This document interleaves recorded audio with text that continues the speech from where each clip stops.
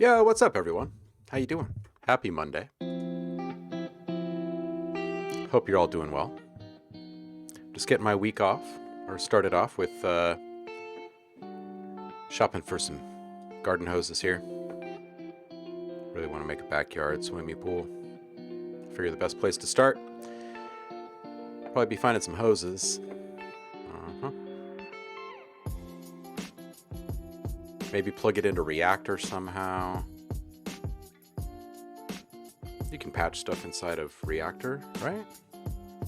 How y'all doing? Today we're gonna freak out actual Kevin. We're gonna play with some Reaktor. We'll be making some cool cinematic stuff, of course, as I continue to grind on this new library. Answer questions that you guys might have. Do a little feedback. See who's here. Saffron, hello, how are you? Eric, welcome. Kevin, what up, dude? We're just freaking you out. Do alien sounds work as monster sounds? They certainly can, and there are definitely crossover points between those two things. We can talk about that a bit today.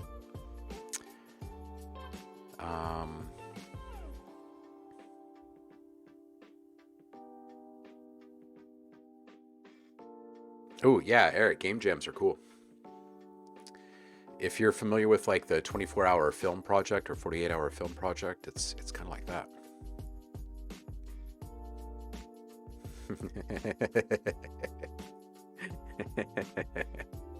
Anything less than Half-Life 3. That's awesome. Squirrels running down trees. What's up, Purple Pros? How are you?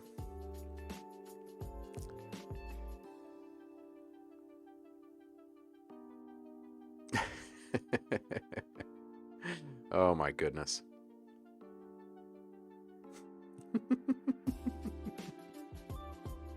Started to unfreak. That's awesome. Boss 4. Going for some Doritos. All right, so let me hit pause on this music over here. We don't need this. So there was some talk, I think it was just last week, about looking at Reaktor more. And yeah, we can definitely look at some blocks stuff, Kevin. We probably won't do that today, just because I would like to get some more stuff done on the cinematic textures and atmospheres stuff that I'm building right now. But maybe we can dip into some of blocks, maybe even starting next stream, maybe, if we have time. It's a heck of a lot of fun.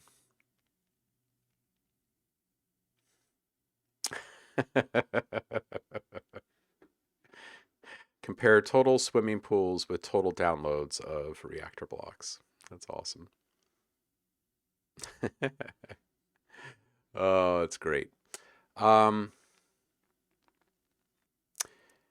So yeah, I'd like to include as many kind of like tips and insights as I can along the way. So if you guys have questions about Reaktor in general while I'm dinking around today,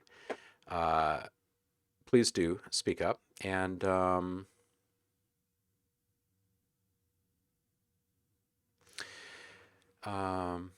yeah, Saf, haven't we looked at blocks before together? I thought we had. If not, go grab it. There's like a free starter version of blocks, just like there is Reaktor, Kontakt, and Guitar Rig. And there are some folks that make some really nice modules as well. Not just the native instruments folks are making them. There's lots of folks making them these days. Gray, Maryland. Gray, Portland here. How you doing? Is it wet over there or just gray? It's wet and cold here.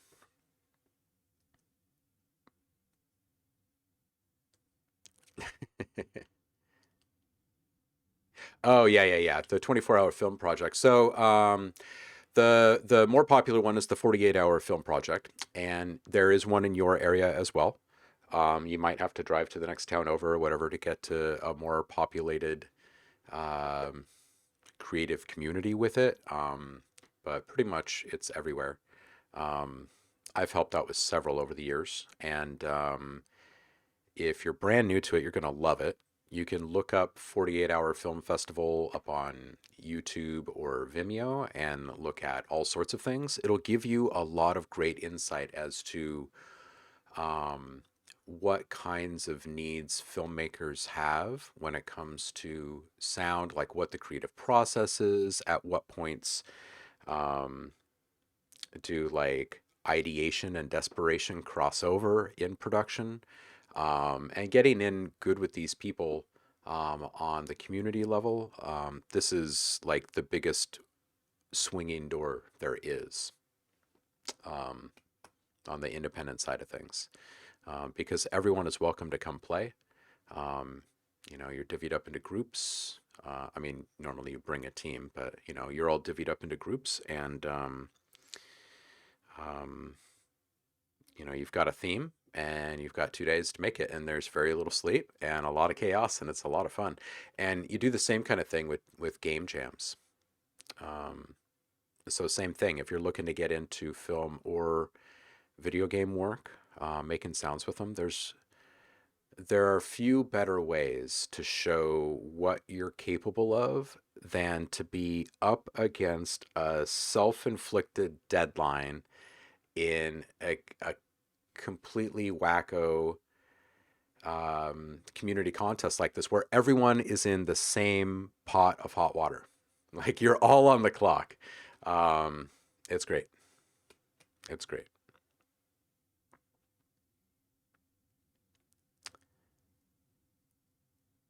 Oh, that's right, Kevin. You're up in BC, and so is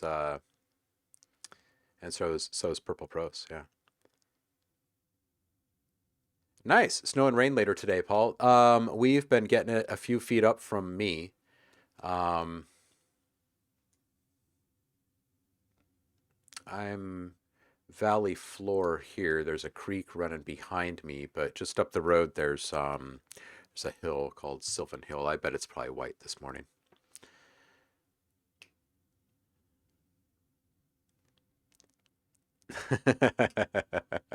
Always sunny in my mind. Sometimes misplace my mind. That's my problem too.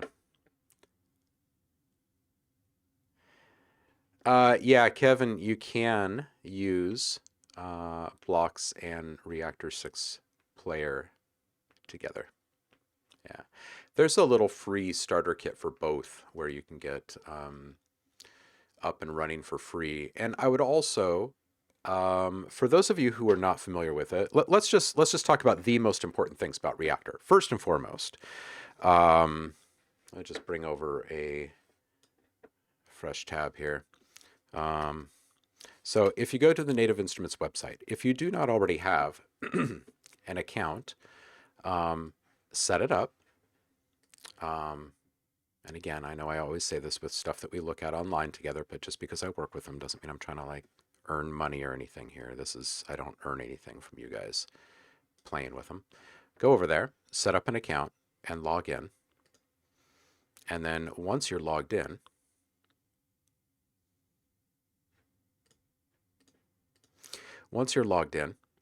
um, you can go to the community tab. Well, first, go to products, and there's a whole bunch of free stuff that you can get. So click on free right here. And just download everything that's free. This complete start actually includes the Kontakt player, guitar rig player, Reaktor player. I think it also includes the complete control. I don't know if it includes block space. You might want to add that one. Included products. Let's just check it really quick. And these are great. In fact, yeah, it does come with block space. So I'll just run through these really quick. TRK, Microprism, Laser-based New School, Space Drone, and Carbon, those all run inside of Reaktor. The Play series, Kinetic Treats, World Band and Synth, Vintage and Urban, those all run inside of Kontakt. Expansion Selection, these are all machine expansion packs that have been ported over into just samples. Superchargers, a really cool compressor. Guitar rig is a must. So yeah, this is the one that you go and you download. So again, products, then free, and then complete start. And then go back to that page, and there's a couple other things that you can grab. Every single holiday season, they have a free instrument that will then be built up a bit more and included in the next complete bundle. Right now, you've got the Yanquin, and you've also got this community drive. It's like a sample pack that was put together at the beginning of the pandemic. And that's it. You'll want to download Native Access because that's how you install things on your computer. The very next thing you should do if you're interested in reactors, click on the Community tab and then go to the Reaktor Community down here and click on this User Library. And this is where you kind of stop paying for plugins for a while and you just kind of enjoy the weird, wonderful world of Reaktor where quite literally anything is possible.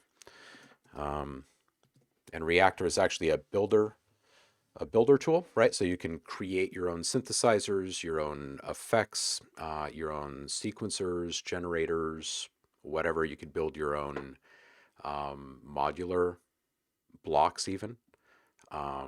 You can stitch together pre-existing effects and instruments in weird and cool ways. So yeah,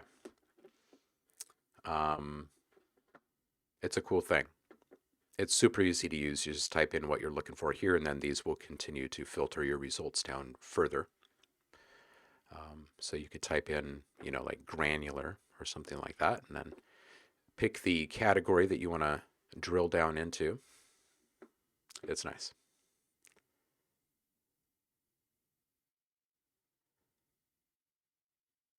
What's the difference between master and mixing for video games compared to music?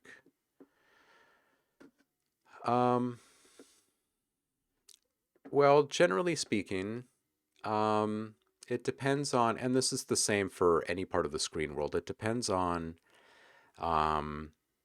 if you're producing a single sound or a singular element that will be then layered in to a bigger scene, or if you're actually producing a larger work like a complete song that will mostly just be playing solo.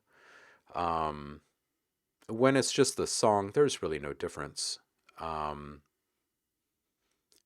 when it's individual elements, you want to give your sounds enough organic room to grow that when they're put into someone else's project, that is then mastered and maximized to a much louder standard than yours, that it doesn't just turn into complete poop, right? That it doesn't just fall apart because it's been blown up too much already. So don't over maximize.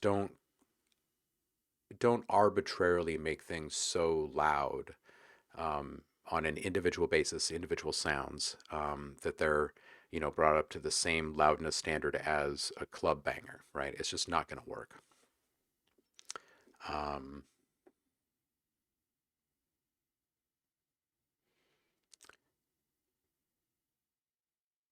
Yeah. There's a $25 discount code included every single time they release a free product. Every once in a while you get lucky and they'll do back-to-back free products for one reason or another, and there'll be like a few day overlap between codes, which is kind of fun because then you can actually buy something outright. And if you're a brand new customer or you can't afford to buy stuff normally from them, then it's like that. It's the golden ticket, super rare.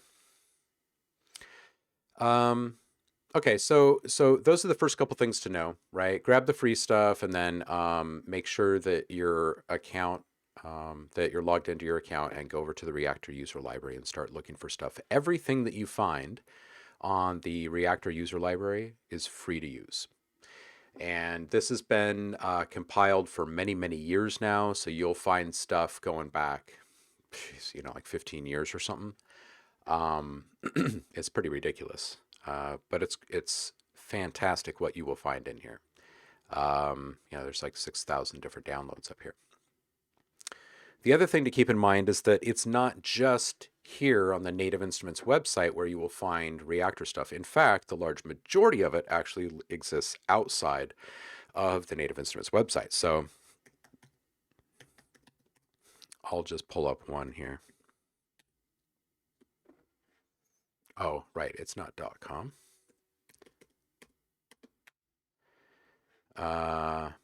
Boscomac. So here's a good example of yet another great Reaktor community member who has taken the time to not only make stuff, but then make that stuff look good and categorize it all so it's easy to find the kind of thing that you're looking for. But here's a bunch of free instruments and a bunch of effects, and they really run the gambit as far as what kind of instrument they are and what kind of effects you're playing with. But again, that's Boscomac, Boscomac. And there's a lot of these.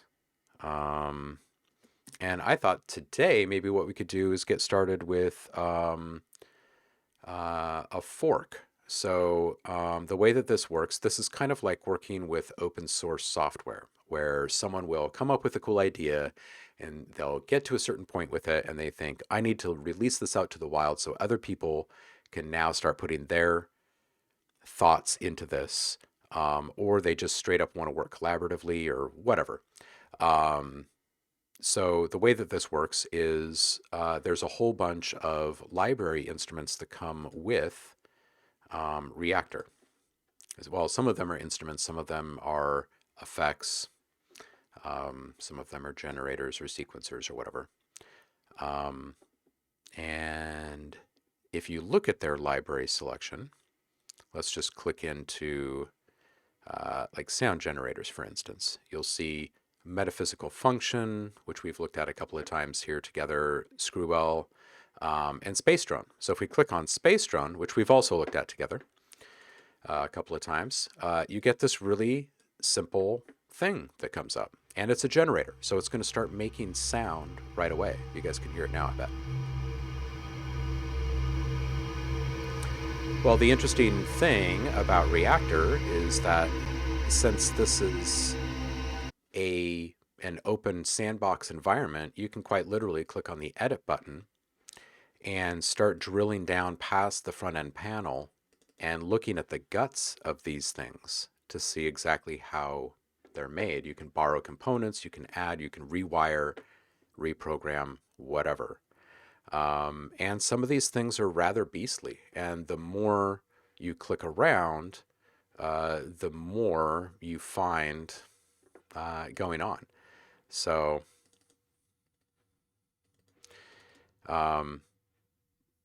if you've ever been interested in how things are built, this is where you can start digging. In fact, I just made a change there. See what it does.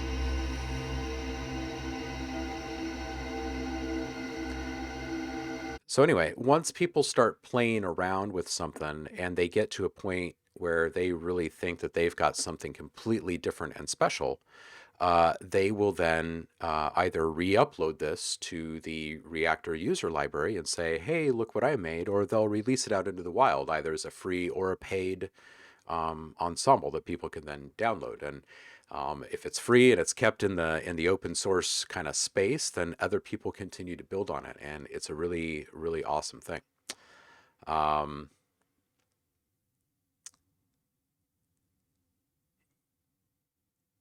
If you Count processor generator, then the whole reactor arc is 26 years long. It's basically an ecosystem that's taking time to get my head around. Yeah, that's it. Yeah, exactly. This is the sound that started happening when I got the notification your stream was starting. That's awesome. That's awesome. So just as an example, here's space drone, and now we're going to take a lot of these same exact parameters, and we're actually going to load something else. Let's just open this up here and go with drone E. So drone E is something that's built upon that original drone, space drone ensemble. And this is Antonio Blanco, and it was Ivanov in this, or was this just Richard Devine? Let's go find out really quick, rather than misquote things.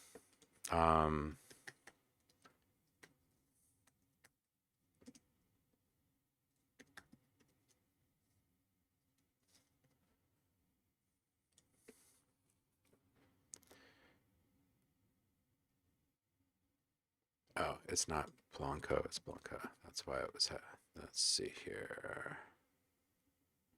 Do do do do do do do do do do do.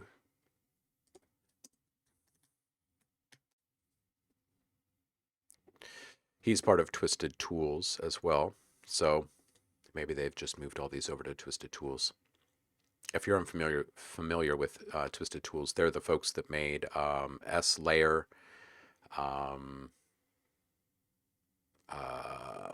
shoot, what's it called?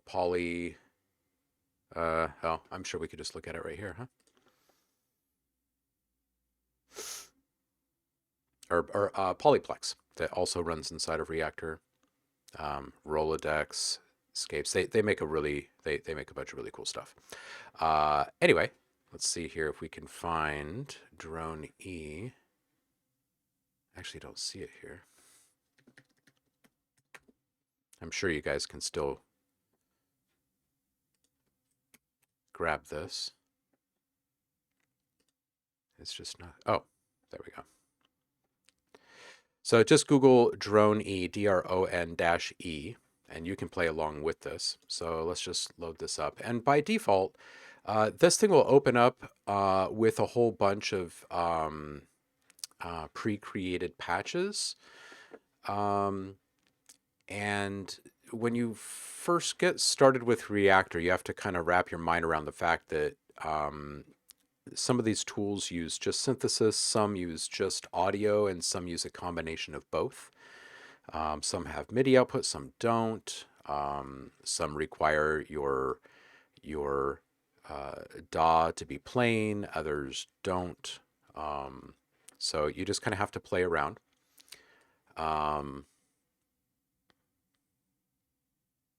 Yeah, Reaktor was the seminal product. In the beginning, it's what the tools were being made with, predominantly. There was Absinthe that was created by Brian Clevenger, and that's over 20 years now. Yeah, they had a few, but Reaktor was really the one that brought the people, the tastemakers, the change makers, if you will. And they had a whole bunch of sample-based stuff. And they quickly aligned themselves with companies like Heaviosity, which were also some early Native Instruments folks.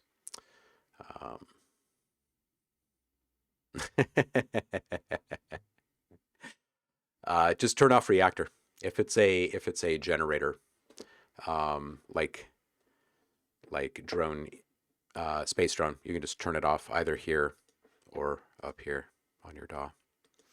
All right, so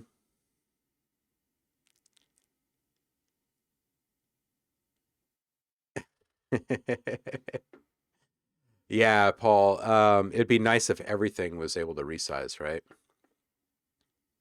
Okay, so the first thing that you check when you load up a new ensemble is, is this thing a synth or a sample player or a generator or what?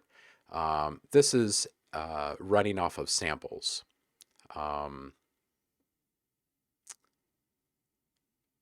Yes, yes, yes, absolutely. Radiohead and Trent Reznor both go all the way back. Absolutely.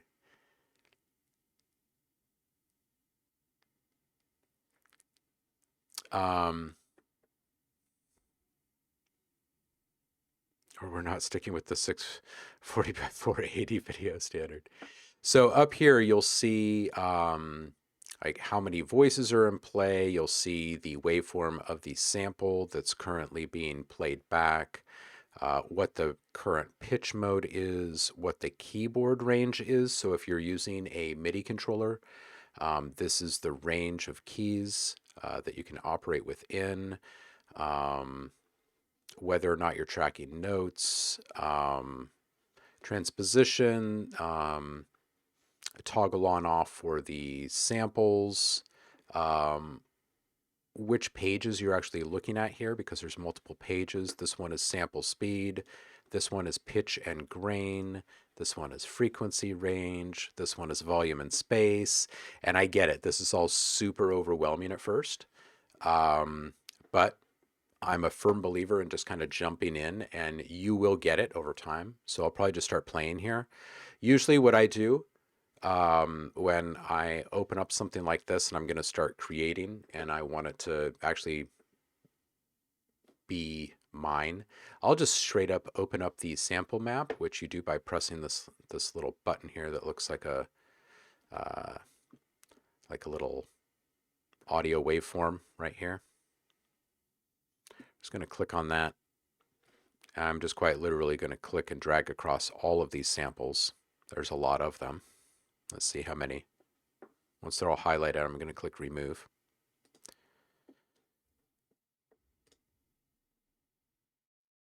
All right, so I just deleted 104 samples. And you can save these things in a different location after you get started with your own samples, and then that way you can have kind of your own build of this same tool, and you can also have the original with all the original samples still in place, right? So you don't have to lose all those samples. Let's just go ahead, and these are the drones that I was using last week. I don't know if I really want full-on experimental. Let's go right in the middle. I just want to load up a bunch, so maybe I'll actually even grab all of them.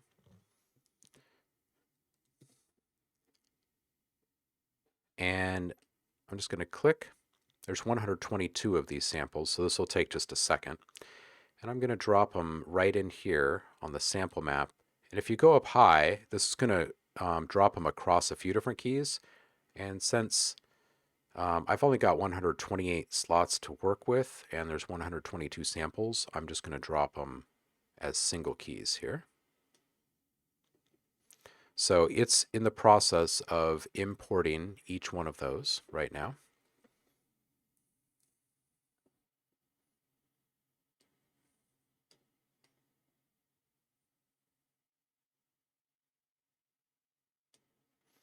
Okay, so those are all highlighted. And I don't think I'm going to have to loop on this one because of the way that this whole thing works. Because it'll be sampling different positions in the waveform and kind of be moving back and forth between samples to create a larger kind of soundscape that's kind of creamed out then through granular resynthesis and speed manipulation and reverb and stuff like that. So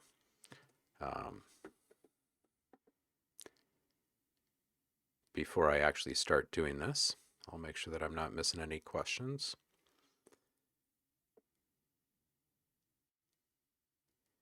Yes, absolutely, Kev. The paid version of Reaktor is just like the paid version of Kontakt in that you can do whatever you want with it. You don't have to leave your stuff open for manipulation, and you can You can do whatever you want, really. It's great. Um,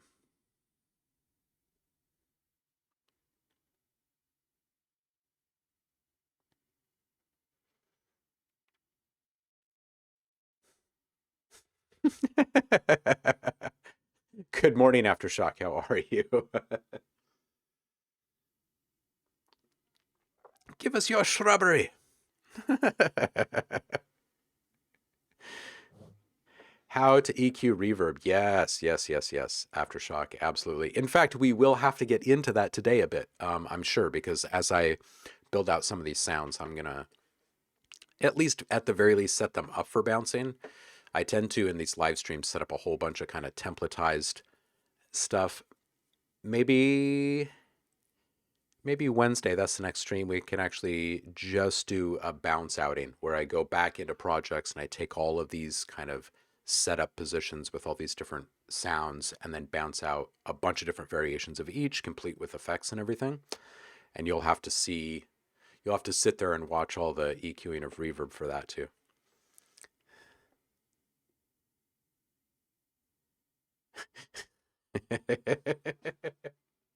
Kevin, that's awesome. All right, so now that I've got nothing but my own samples in this thing, I'm just going to click on this little waveform icon up here again. That closes the sample map. And now I can just start playing some stuff. Next, I'm just going to want to go over to presets, go to embedded. Oftentimes, with a rather complex ensemble like this, once you drop your own samples in, it probably behooves you then to go back and flip through some of the presets and kind of audition some of the capabilities that this thing has available for you to play with. And what better way than to just, click through some of the stuff made by people that actually know what they're doing because they made the damn thing, right? So here we go. I'll just play a few notes here. And you can see, if you look closely at this waveform up here at the top, you can see that it's actually flipping between a couple of different samples here. And here you can see that it's actually going between sample 87 and sample 103. And we've got one sample selected. So right now it's just going between those two. And if we bring in a couple more of these, it's going to introduce more samples into the mix. And it's randomly grabbing a position in each one of those.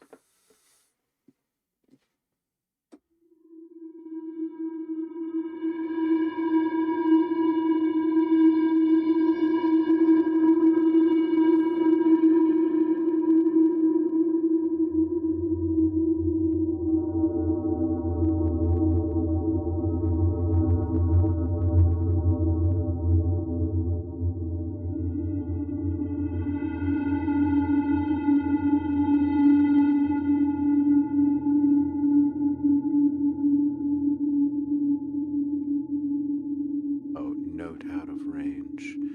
So let's take this down then. Let's drop this down to like C-2 and maybe C6.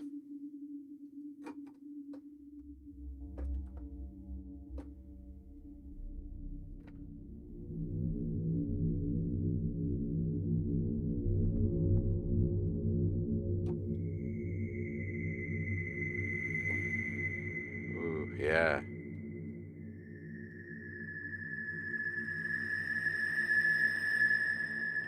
Cool. All right.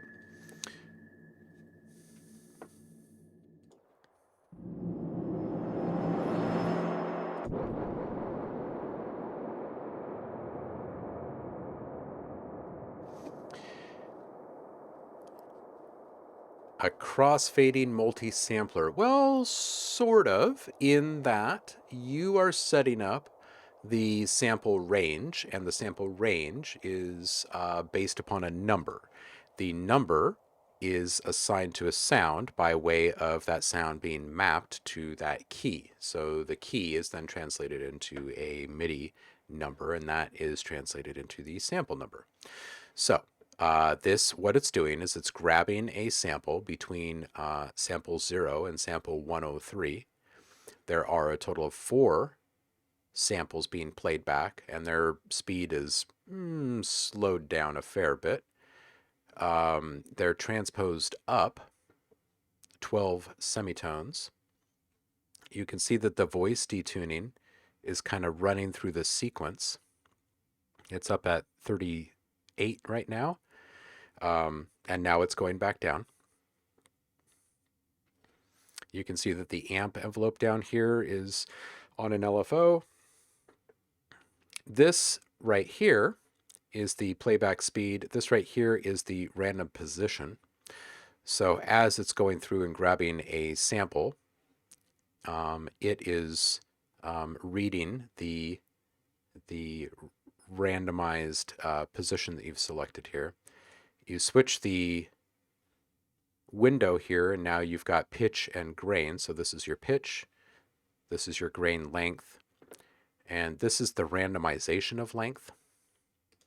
This one over here shows you band reject, high pass, and low pass sliders. So those are all filters. And this is volume and space. So this panel right here is amplitude. This right here is panorama. Okay, so this is the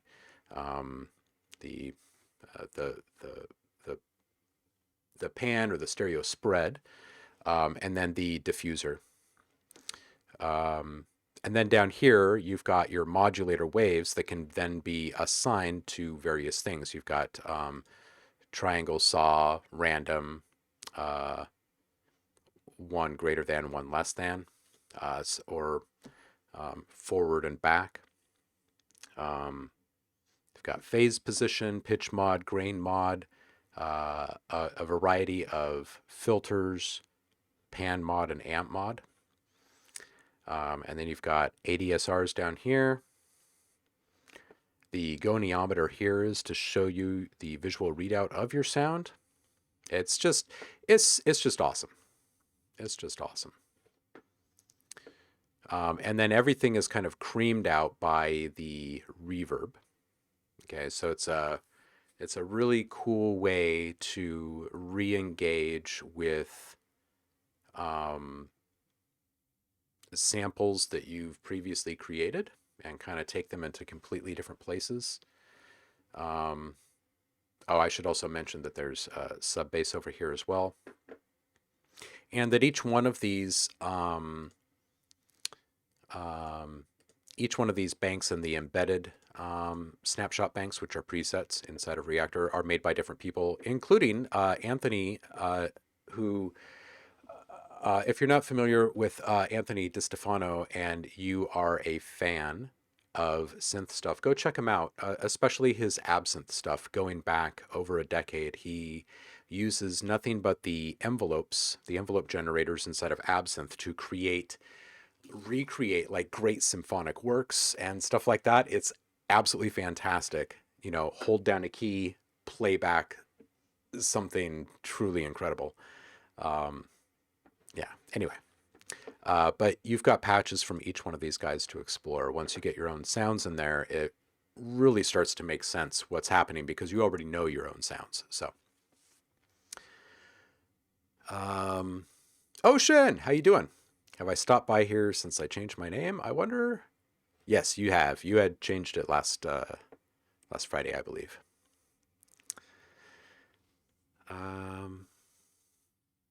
So it's randomly outputting. I think I already answered that. Like the AFX edition base station. Where's the random button? Well, it depends on which random you want, right? The granular random or whatever.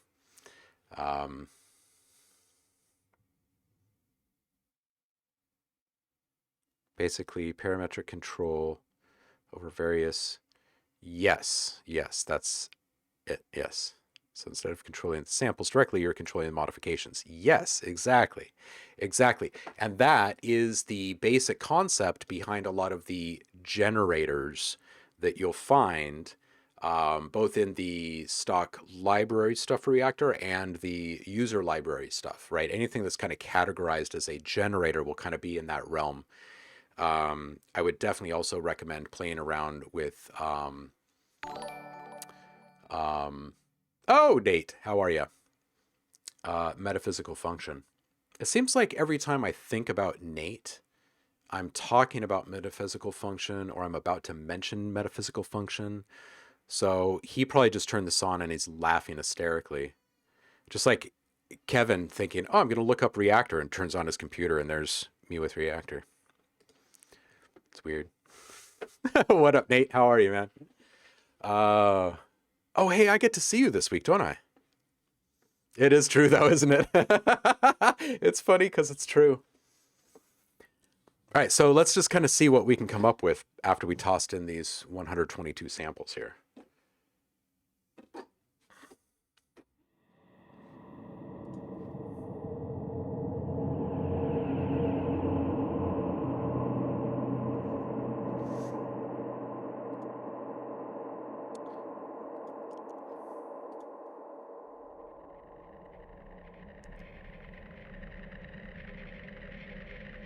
Ooh, this is nice right here.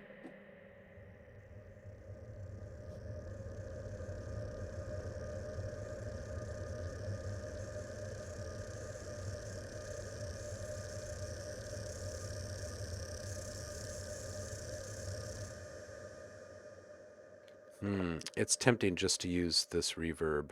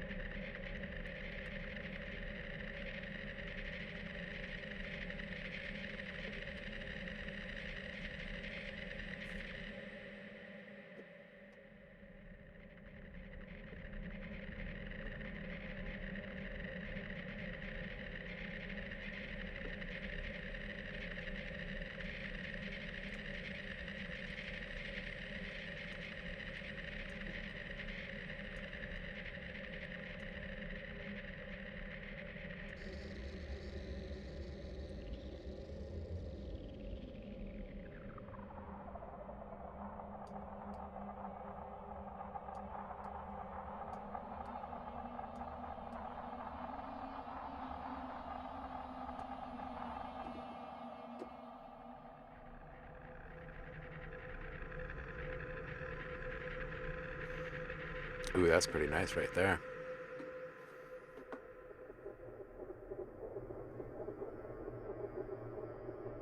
Yeah, if you really like Polyplex, you'd really like S-Layer as well, especially if you're someone that likes to use Foley and make your own percussive type sounds. It's really good for getting really awesome uh, results incredibly fast and in ways that you would not normally pair sounds together. Same exact thing happens with Polyplex. These guys are riffing on the same concept again and again, the same exact way that the Soundmorph crew riffs on the same concepts again and again because they've they've cracked a nut, so to speak, right? They figured out like which 6 processes or whatever produce the widest range of impressive results for their niche.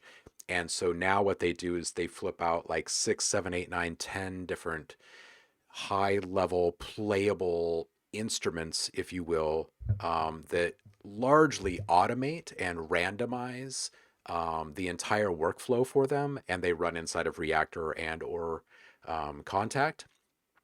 And so then, quite literally with the single press of a key, you can reimagine and transform years and years worth of work again and again and again. It's like creating easy buttons, basically. And if you understand how each one of these is operating on a basic level, you can get the same kind of output that they do. And you don't actually have to understand all of the ins and outs, like all the nuances and intricacies in the beginning, because you will eventually. And what things you don't, you're going to love the whole happy accident thing, right? I'm a firm believer in that you should stop trying to figure out every last little detail of tools like this unless you have intentions of building your own, because it forces discovery. And I don't know, just the being surprised thing is, it's necessary, I think, in what we do. So um,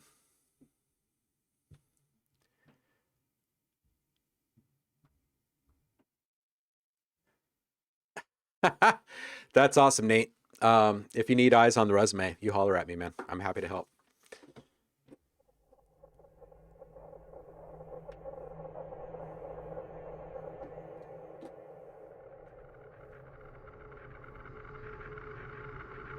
Okay, and let's talk about capturing audio, because you're going to have to set up a capture track when you're playing with Reaktor in general. Um, some DAWs are a little easier, some DAWs are a little tougher with all of this, but one of the easiest ways you can do this is just set your output of whatever your MIDI track is and just set that to a bus, and then just set that bus as the input on an audio track, and that's it. And then once you're armed, here, let me just save this so it has a place to write these files to on my computer. Streams. Oh my gosh, January is almost over. What the? Happy birthday, Hotkey is back. Speaking of happy birthdays, hope you guys enjoyed the time with Imaginate on Friday. Reaktor.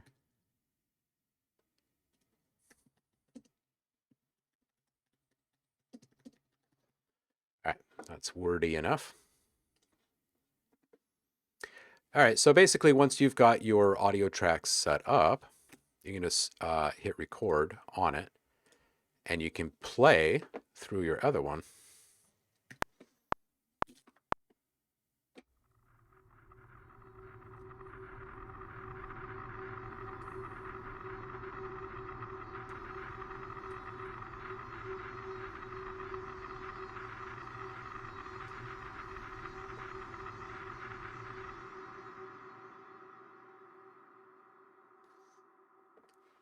And regardless of what you're working on, give it just an extra beat after what you think it's already resolved completely. Give it just an extra beat and then play your next one.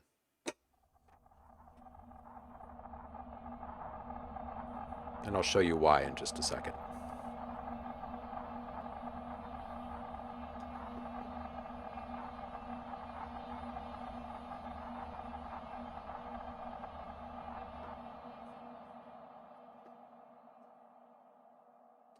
You just want to wait until the last little bit is captured.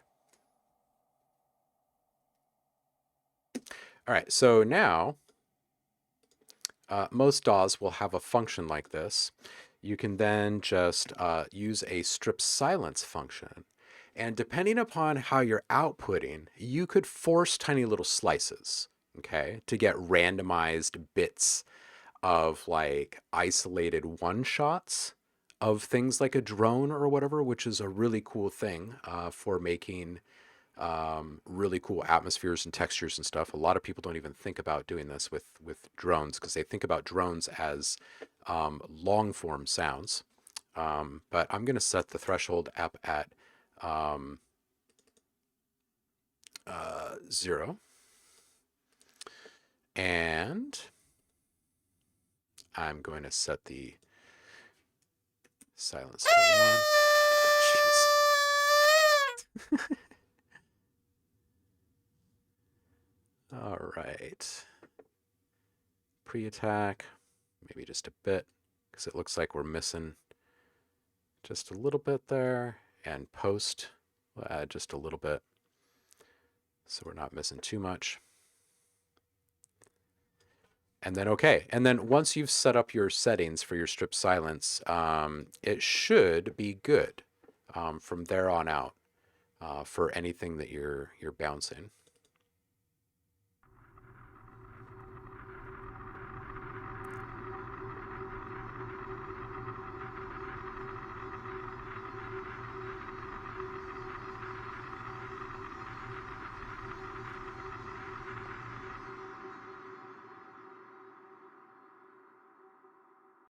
All right, so we ended up cutting off the end there, so I will actually adjust that. And we're going to say we'll make our threshold more like -50 or something.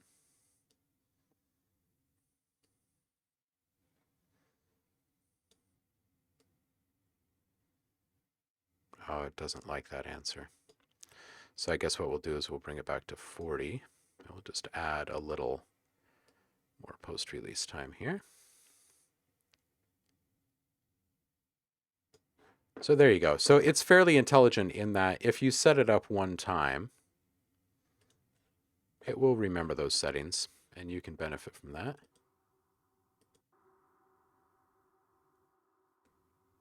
Yeah, that's nice. Okay. Oh, and we can also keep this in stereo here.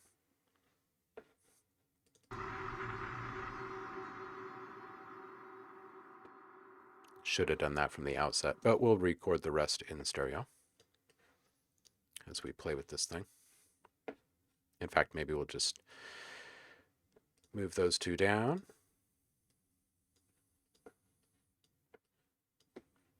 And we'll mute that one. We'll come back up here and we'll do this again. Paul's asking, what is this called? It's Drone E, DRON-E. If you want to play along at home, you can. Twistedtools.com, drone.e. It's a free download.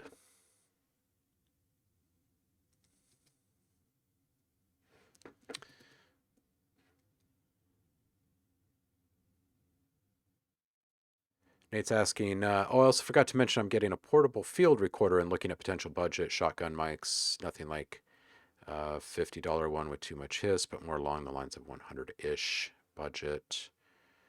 Even has a noise floor RX to help out.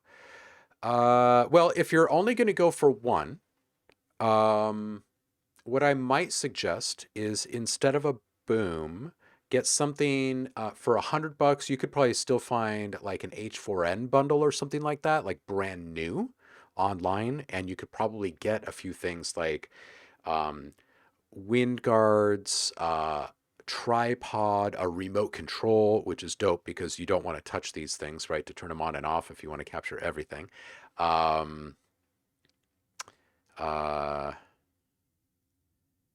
I don't know if the Rode NTG4 is in your budget, but it's a pretty good mic. I can't believe I've located a group of people whose reaction to generative synthesis methods is along the lines of shut up.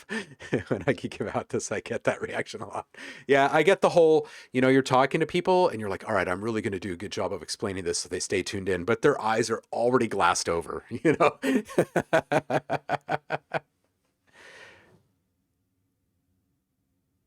Oh, you're looking to isolate sounds for Foley purposes. Okay, so if it's inside versus outside, that's obviously a lot easier to do. But I would suggest taking something like a cardboard box or something like that, and even just egg foam pad inside and setting that up as you would like a little containment field around a microphone for VO type stuff at home, right? You could do the same thing out in the field. And if you're using a field recorder that isn't as specific as like an isolated boom style, then you can still use that thing to get broader captures, right? Because it goes from omni to sorry, it goes from what is it? Is it like 90 degrees to 180 degrees and a true stereo capture with their XY mics? Just knowing that you like to work on a range of things, I might suggest going that route. If you really want just like a single capture, I would agree with Saf that Rode makes some really good stuff. And they're also really good people.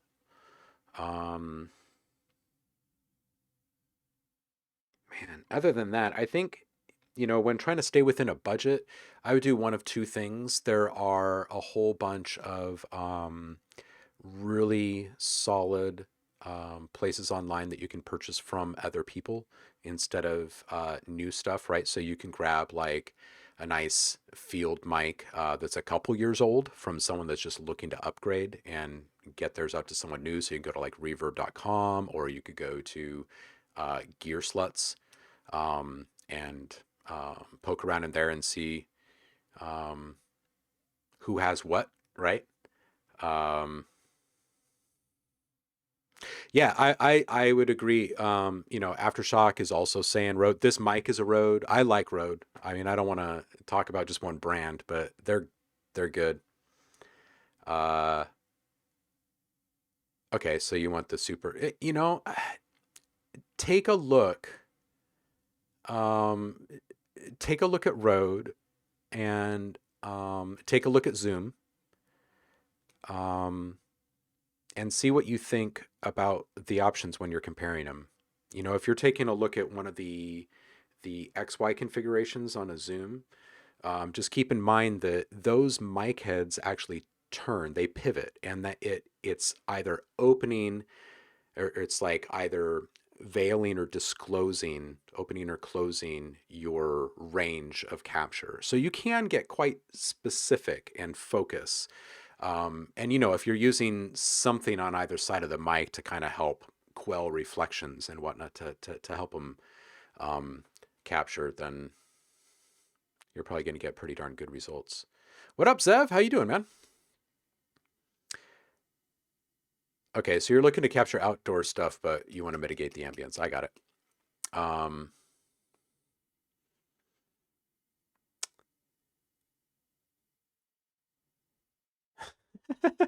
but but can I play Smoke on the Water? What about Stairway to Heaven?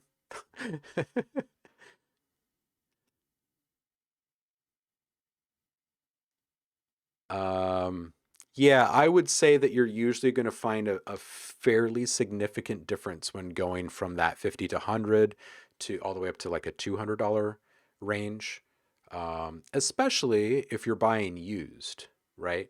Um, and you'd want to do this, through people that you can trust, obviously. But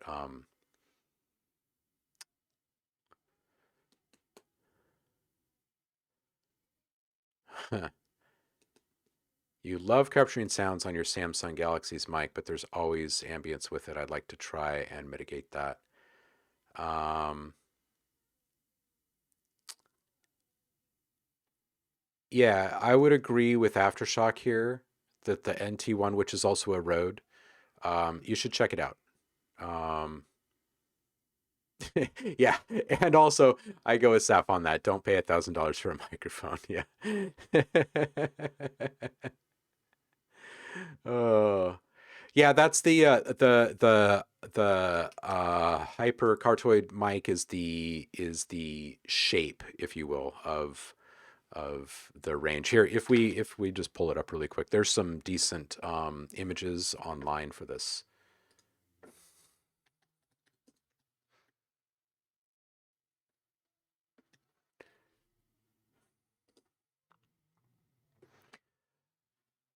So you kind of see it's got this fairly decent wide range up front and then very minimized in the back. It's the back end of this that is different from the cartoid. Let's see if we get a decent picture here. Oh, this one actually explains it pretty well. Right, so you've got the hyper as this back range, the omnidirectional versus the cartoid, hypercartoid. See if we can find a better picture of this.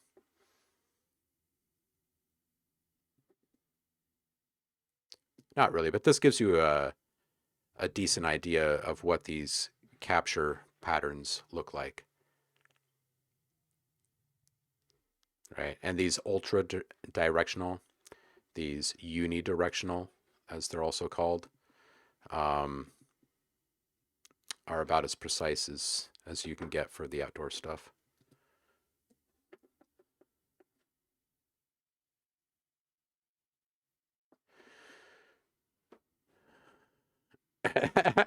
Sap, yeah. Oh man.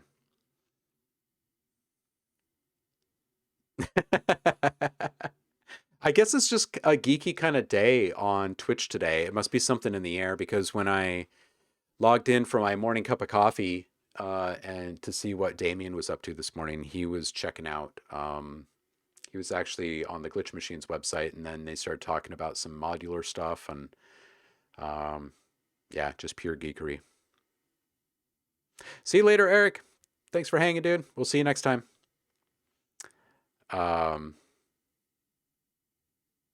Oh.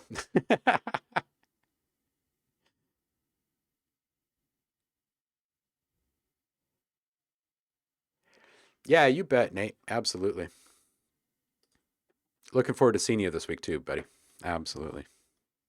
All right, so getting back to one of the mics with the parabolic dish, like at a sports sideline. Yeah, exactly. Yeah, tomorrow, 10 a.m. sharp. I'll be there. Here, there.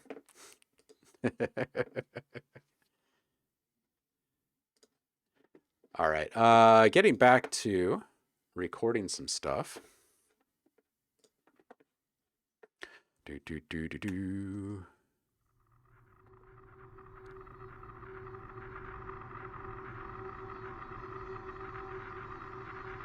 All right, let's just drop down a couple of octaves and grab something lower.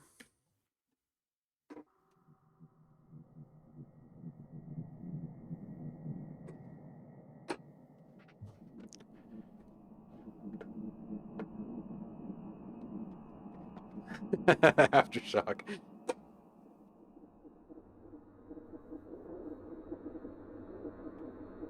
Ooh, this is an interesting spot right here. Let's try this one.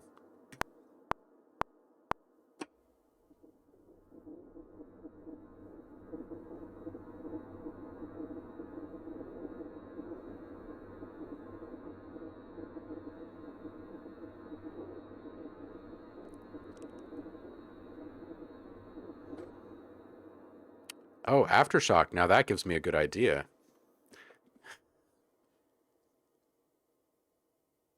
Time to sample a Keurig, huh? All right, so let's talk about what we do with these things afterwards. And maybe we'll get into that EQ and reverb thing too.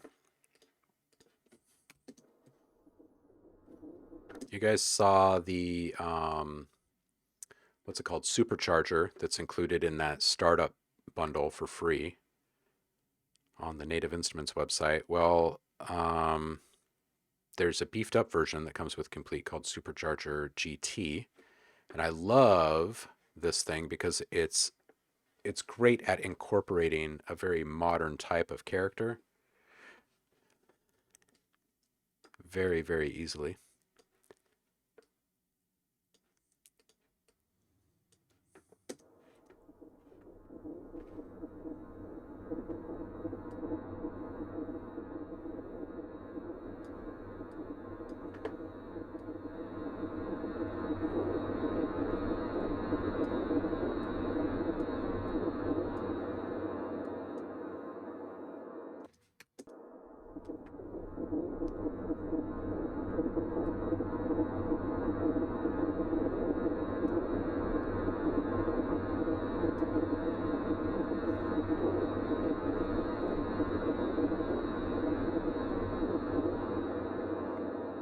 See what these other things sound like with it. Mono.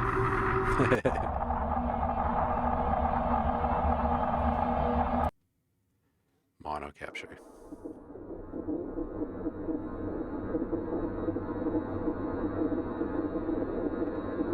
Let's use these mono captures really quick just to talk about processing the reverb. So let's send this out. Send this out on 10.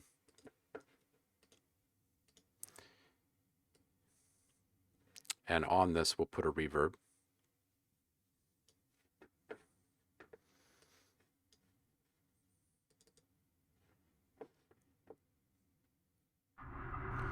So right now, all we're hearing is the reverb channel. So I'm going to put something big on here so we can differentiate it from the original quite easily. And shape this just a bit.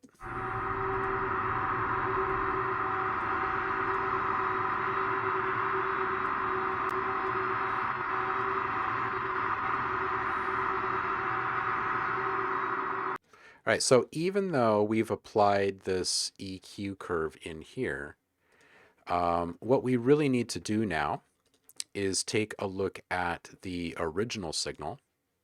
Okay, so we're going to put an EQ on here, and we're going to take a look at what's exactly happening frequency-wise with this thing.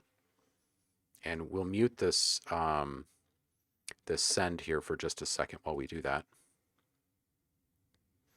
And we can see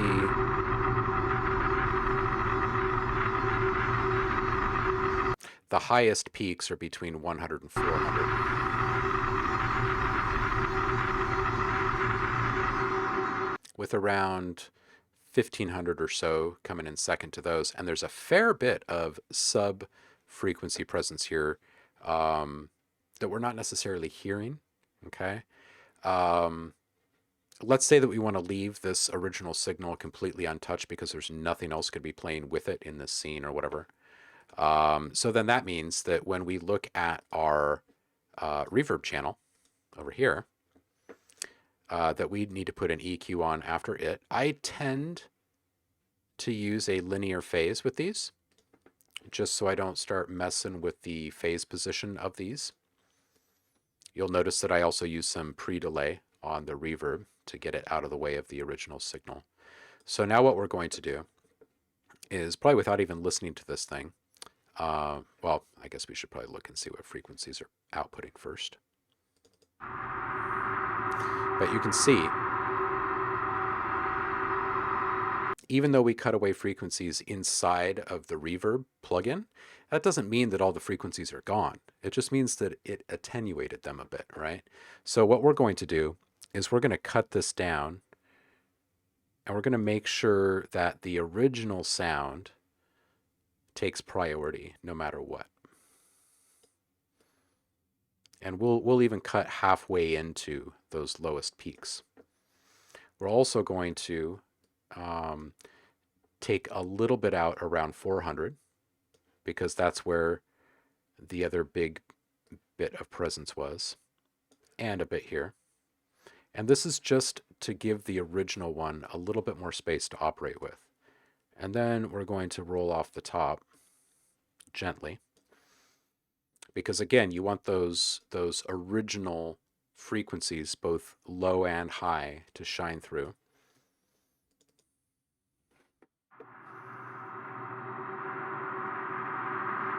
And then we're going to bring this all the way down and unsolo. So now we're going to hear both of these, and I'm going to bring up the reverb to balance out the original signal.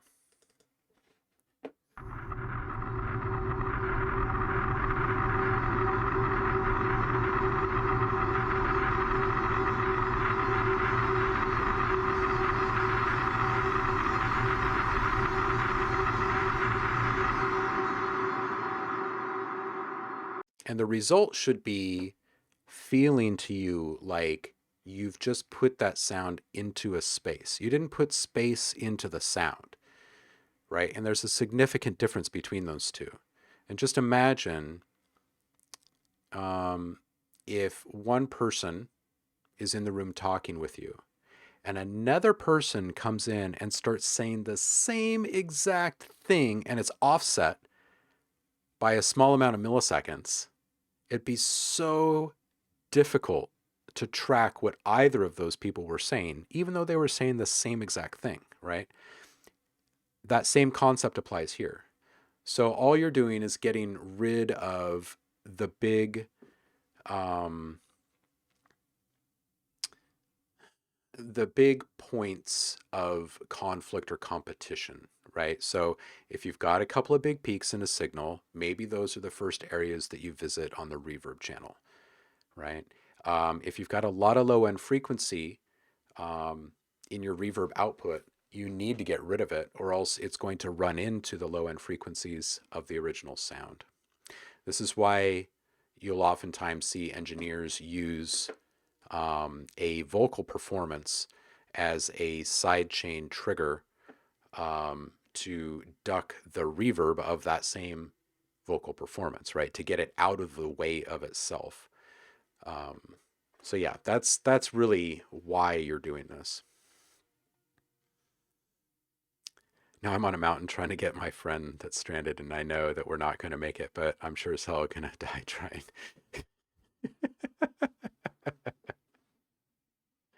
Oh my goodness. A fan of Freaky Friday. The original?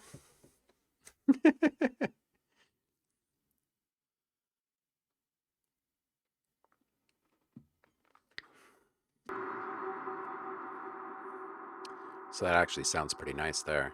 Let's see what that sounds like on this other one, which was stereo.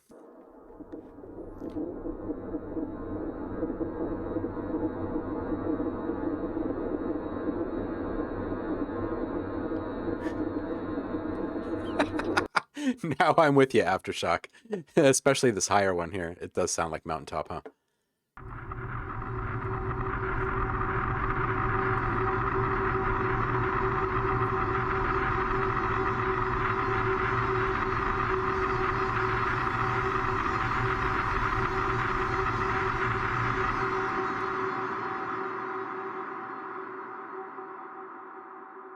So yeah, this would be a fairly aggressive kind of EQ curve, but it sounds really nice, right? Um, you can you can find an EQ shape like this, right, that speaks specifically to the sound that you're processing. And then you can go through and audition different reverbs, right? Even different plugins entirely, trying to find the right color, right? Knowing that you're restricting the frequencies that would have been the most likely culprits of conflict, right, or competition. Um, so you can kind of browse and audition reverbs with confidence, right? Knowing that only the frequencies that will ultimately be coming through are what you're hearing while you're auditioning. Excuse me.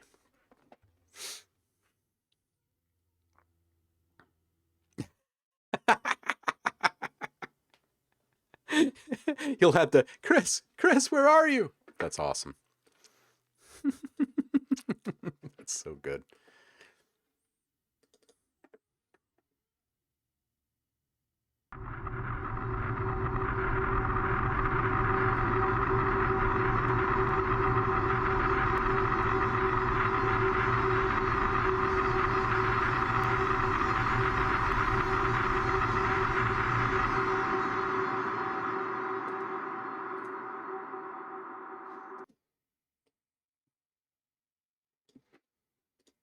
All right, we're going to bounce this really quick and send it to Aftershock.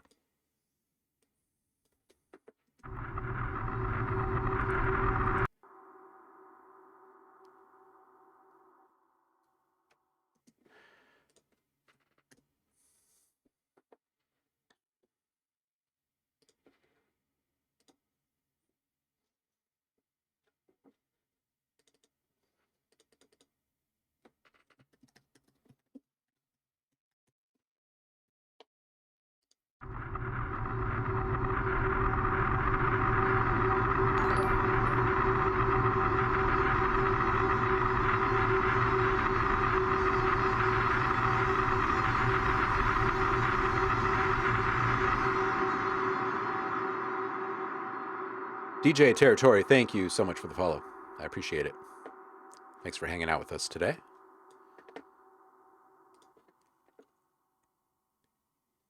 All right, I'm going to send this over to you, Aftershock.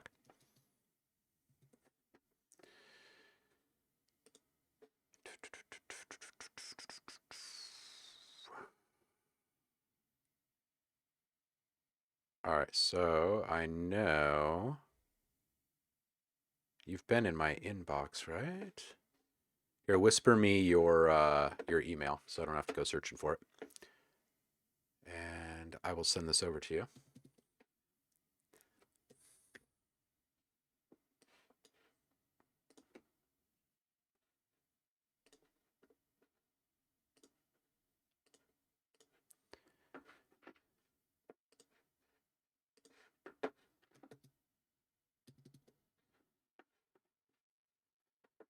Dun, dun, dun, dun. Oh, I guess I should probably be in Twitch to be able to do that, huh?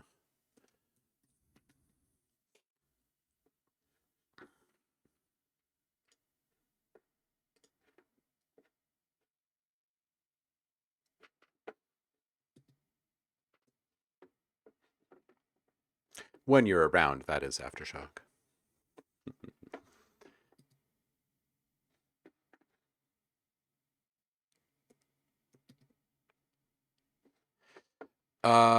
What's your email?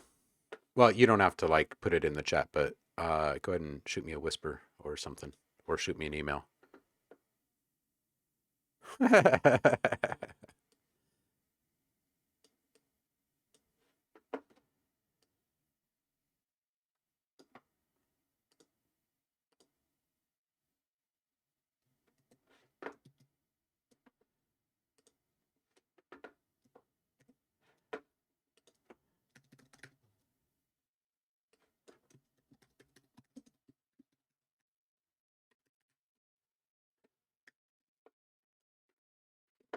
All right, where's my file? There it is.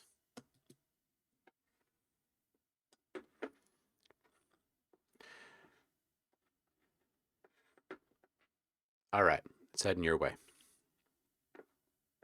Let's get back into some of these sounds here. Explore more of our Reaktor fun.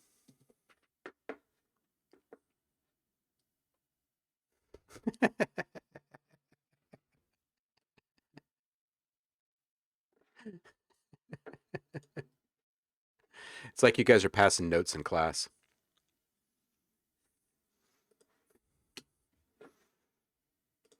That's funny. All right, back to where we were. Now that we've got some basic sounds, I'm thinking I just want to get into some weird, complex weirdness.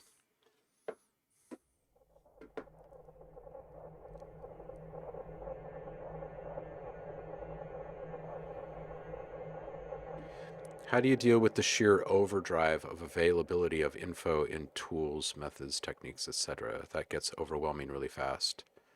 I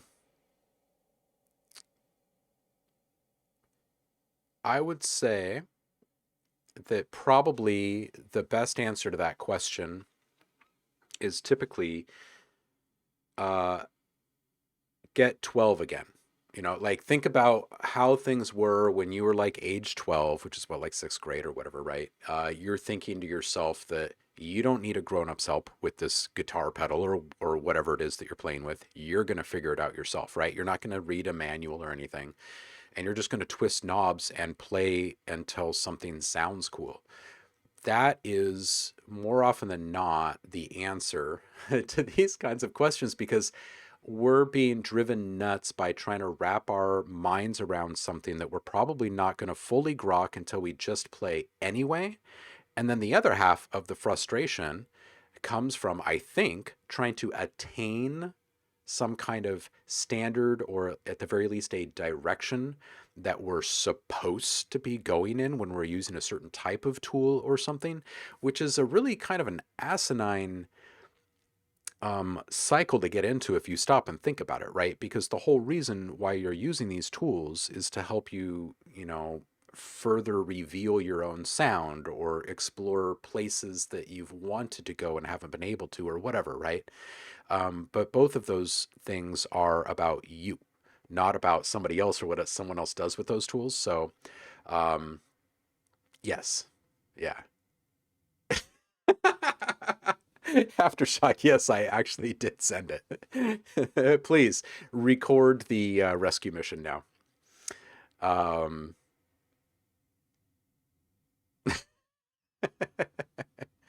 But yeah, I think, Kevin, there's a certain amount of peace of mind and freedom that can return to you once you let go of this idea that there's a right or a wrong way to use a tool like this. You know, there may or may not be there oftentimes is a right way to use compression, for instance, in something, but there are also many creative ways in which you could use compression as well in a project. Um, it's just how do those things translate with the idea that you're playing with. Um,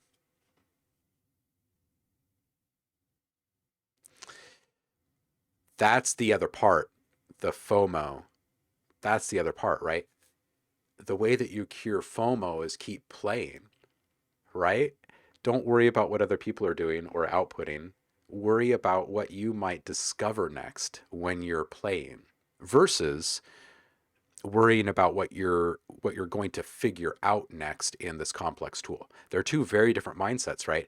If you can't wait to get back to bouncing so you can discover more things, to be surprised by more things, then your day is going to be pretty darn great. You're going to feel great at the end of every single day because you're constantly in discovery mode and you're being rewarded through discovery, right?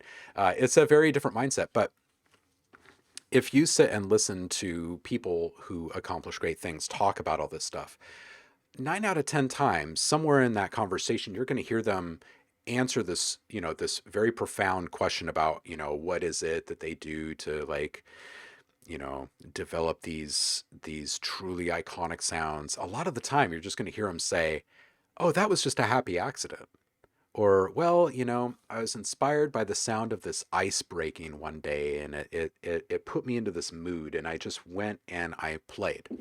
Like it's totally not anything very specific that they're going into that moment with, right? It's more just like they allowed themselves to be free enough to hear what came out, right? Yeah, happy little accidents. There's the Bob Ross again. 2021 probably will be the year of Mod Ross, you guys. I've accepted the fact that y'all have been clamoring for years asking for Mod Ross. So I think this is the year that I finally put on the awesome fro wig and the plaid and spend one day a week with you guys as Mod Ross. Rebirth the early internet forum hero. So it all boils down to garden hoses and swimming pools. It really does, dude. It really does. Happy little accidents on the hilltops and little fluffy clouds. All right, so now that we've talked through all that stuff, I'm going to open up my sample map and I'm actually going to just delete everything in here again, like I did last time, except this time, remove 122 samples. Yes. This time, I'm going to go grab some more complex and weird freaky stuff and put that in there instead. So moving away from complex and going into the highly experimental stuff.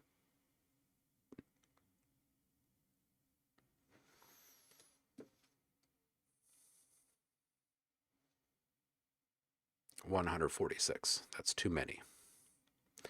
So let's go from here to here. Perfect. That's also 122. How about that? All right, so I'll bring these down here into Reaktor. Again, small map size, 1 per key. Once those are imported, I can close my sample map and start playing. And I'm going to get very different results than I got the first time through.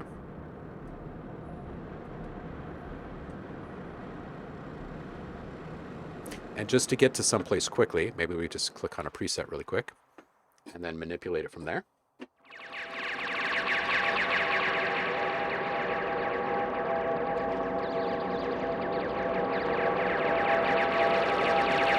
That's already amazing, right? Ooh, yeah. See, it's until you start playing with stuff that you've created for years, it's until you start playing with it in new ways that you won't really know the true potential of all the work that you've done until you go back and you play with it.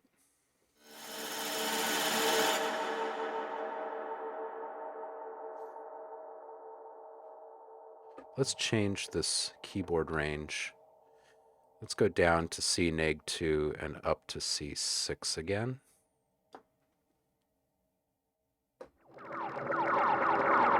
Oh, that's great.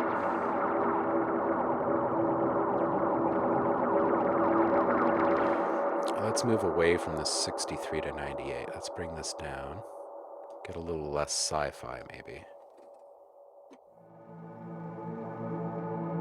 Ooh, yeah, that's nice. Sounds like a choir kind of patch. All right, let's record this.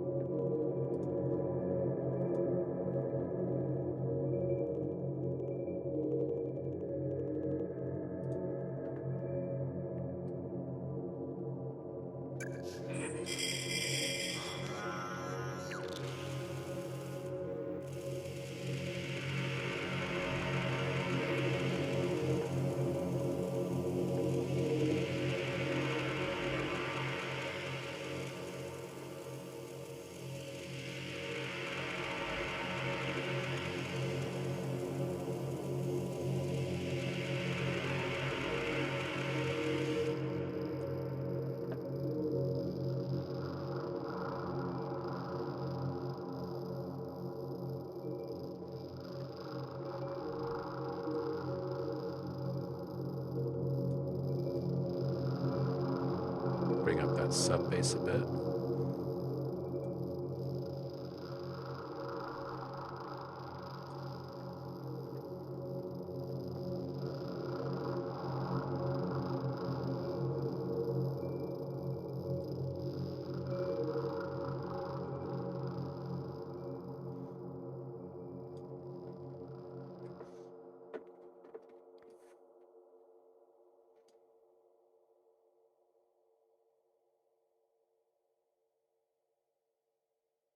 See, and now I can go back in here and slice these different things up that I created and kind of artificially create new natural swells. And I can load each one of those into Kontakt or something else and kind of blend them together with other layers. And it becomes a much more like a multi-dimensional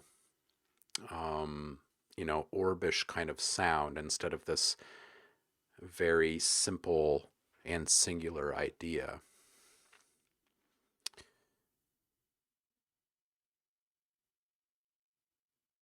Omros? Actually, no, I said Modros. Actual. Oh my gosh. Yeah, you guys can send me stuff. Yeah, absolutely. I'm always accepting more coffee mugs, and I guess I'll have to start accepting Maud Ross accoutrement.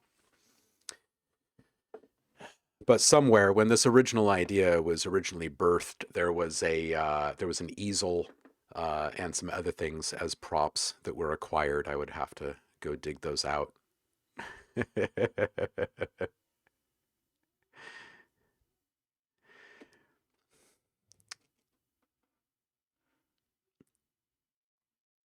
Hmm.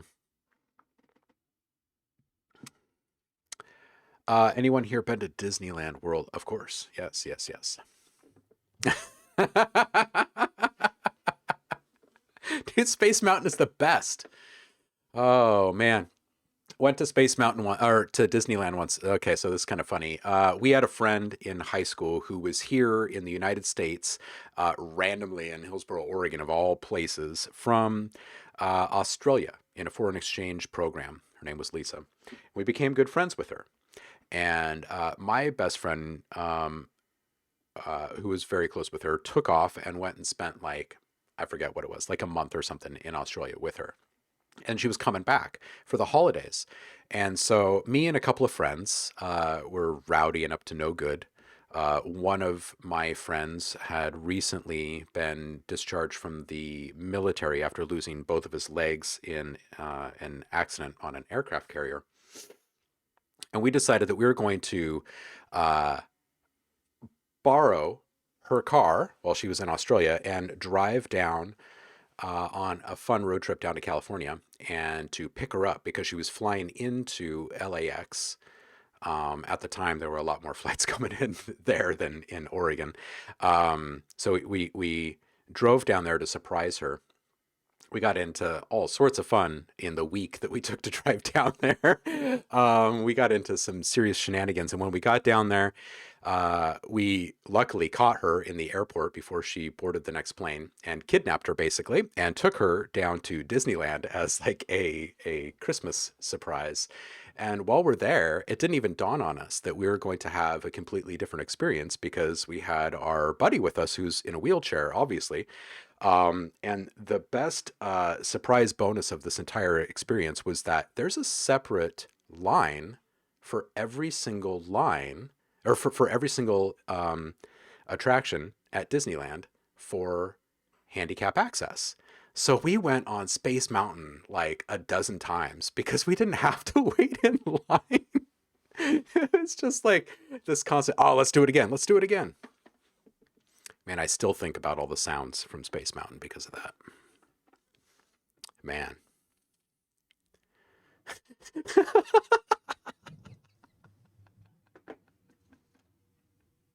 Actual Kevin, your parents went to Disneyland when you were a kid. They sent you a picture, a postcard. How old were you?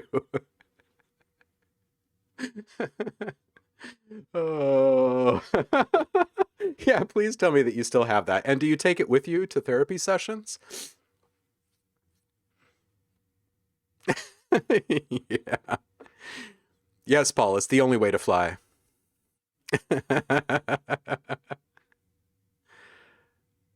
Oh my God, dude, you got the tortoise and the lava lamp aftershock?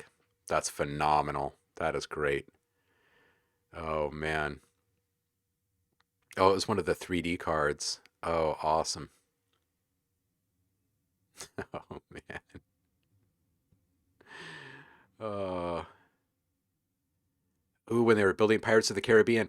Yeah, dude, Paul, me too. I remember when I went down right after it opened, and then I came back up here, and I learned that one of my best friend's older brother was going down to work on the thing that summer, like work in the exhibit. And I remember thinking, man, he is one lucky guy. Like he's from this hodunk town in Oregon. He's going to work at Disneyland on Pirates of the Caribbean, no less.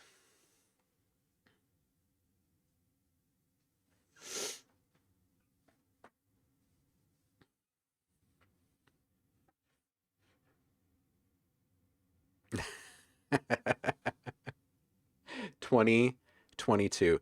Yeah, maybe when everything is cleaned up a little bit out there, We'll all bombard Disneyland with our field recorders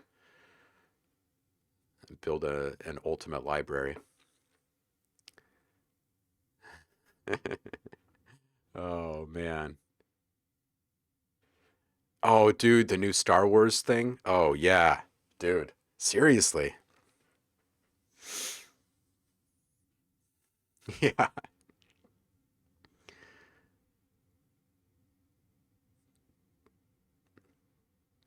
The Underworld Disney.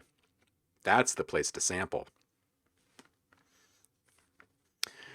I'm right there with you, Zev. I will sit next to you in the Millennium Falcon. Absolutely. I'll be Chewy.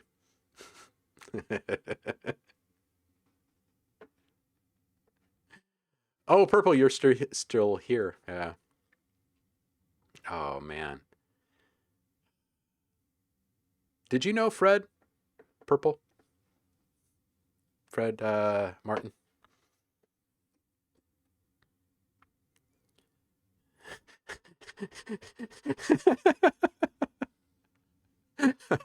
Kevin. Oh man. When you think your kid is ready for something and they're not.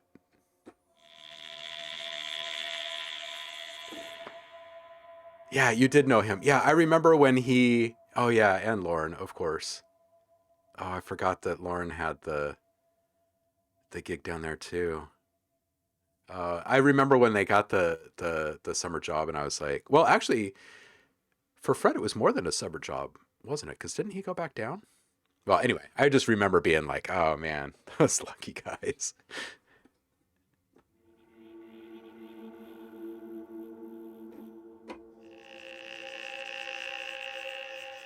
Yeah, this is a dope sound right here.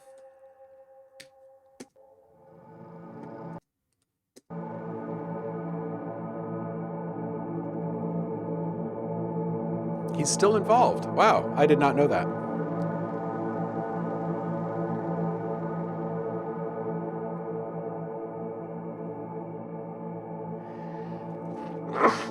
Excuse me.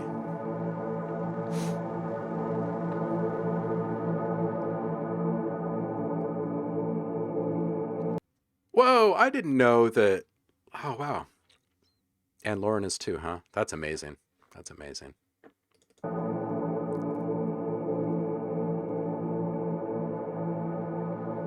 And I'll tell you what, Lauren was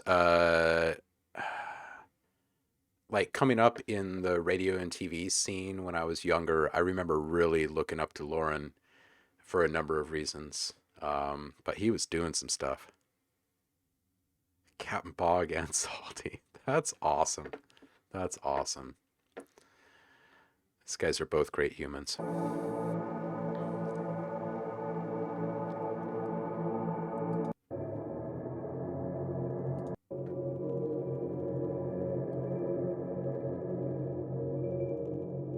Yeah, dude. Zev, drop a link.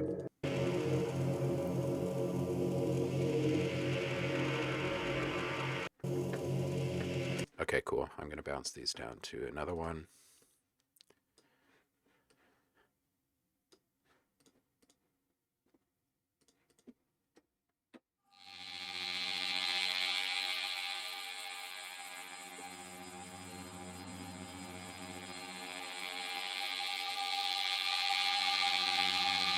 Cool, we'll jump into that.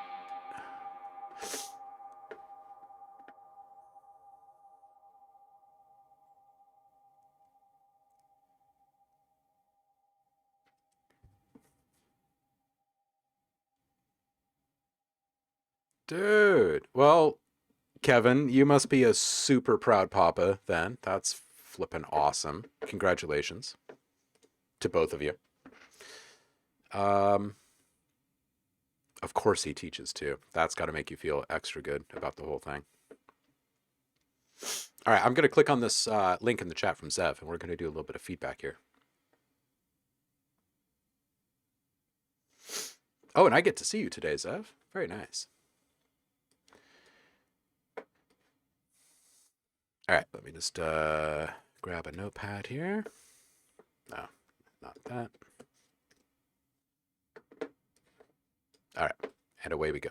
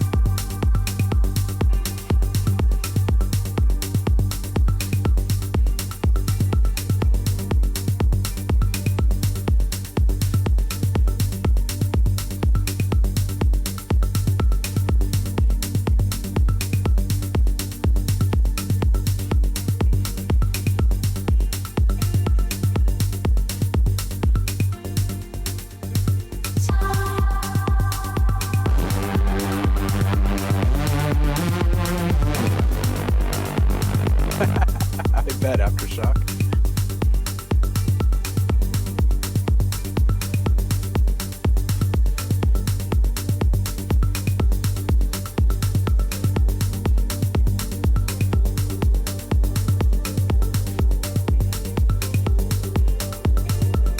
Compact.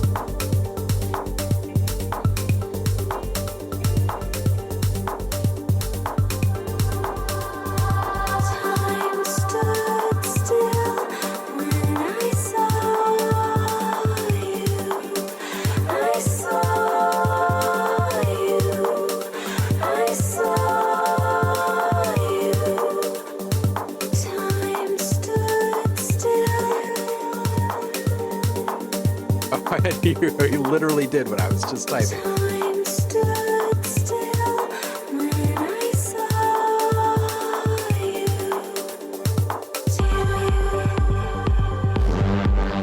Oh, dude, that's nice. Maybe even just a touch more in spots. That's a lovely effect.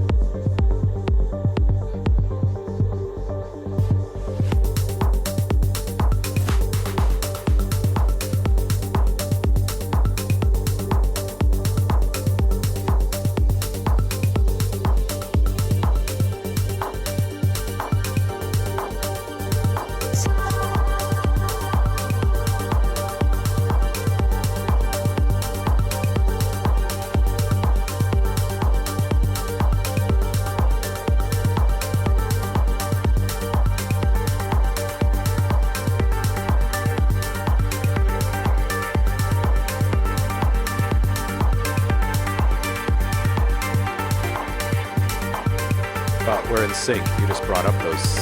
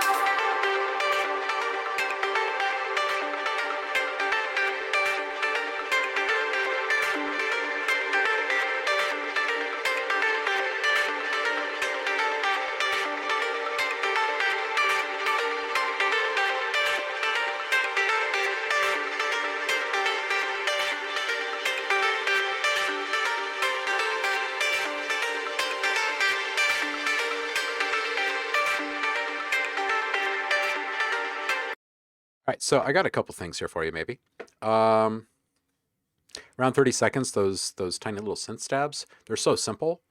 Maybe just bring those up a little bit, and when they're a little bit louder, maybe an idea will get sparked, right? Once something rises up to the surface, sometimes, kind of shake something free in your mind. But even if it's just like a little like chorus delay thing or something that kind of comes up with it, so it kind of creams out after that. Love that gentle guitar and how long it takes to actually come into focus. The saw synth that comes in around 145 or so, it feels really flat. Everything else is really spacious, and it seems to kind of fall flat right there. So um, maybe some kind of multi-band compression on that to give it some kind of mid-range character, and then maybe play with the filter movement on that. That gentle arp that comes in around two. This is where I started to notice I was typing out ideas, and then I hear those like things actually happening in the music. But for what it's worth, the gentle up, maybe pitch up those delay tails before the whole thing gets opened up with the filter. Maybe just some kind of time-based effect play where stuff is going up in pitch and floating away at the same time. I think that'd be a really cool kind of ethereal, ephemeral kind of addition. And man, right as I'm like typing this, you start doing it on those last words. That was just epic. I would consider upping that, like upping the intensity in a couple of them, and maybe even randomly adding just one word, like just a little burst of reverb because it feels like the reverb is light enough that you might be able to get away with that. So if there's like a slight pause in the delivery during one of her phrases, um, and then as that one is floating out, you can have like a tremolo or something on that reverb channel that just like, like with a square wave, just kind of like chops it up. That would be a nice little feel. Second idea on that ARP, a parallel process with guitar rig adding modulation saturation. So the saturation wouldn't actually be omnipresent and static in nature. It would be something that, like, even if it's like a square wave stepper, kind of like if it was just saturation that was being added, I think it'd be a really cool effect. Um, you were saying like the whole outro and everything is just kind of missing. What if in the second half of this song, or 5:45 when it all comes back, what if it's just a different bass altogether? Um, I mean, I really love the subdued appeal of this whole thing. But if you're just looking for something creative to change things up, what about just a totally different bass? Um, all right, so about this creeping riser, I really like it. I would agree, though. It feels a little bit static. If you add some movement, even if it's just through like a noise gate, you could grab something really busy, like a, let's see here. If you were to grab just something really somewhat busy and funky.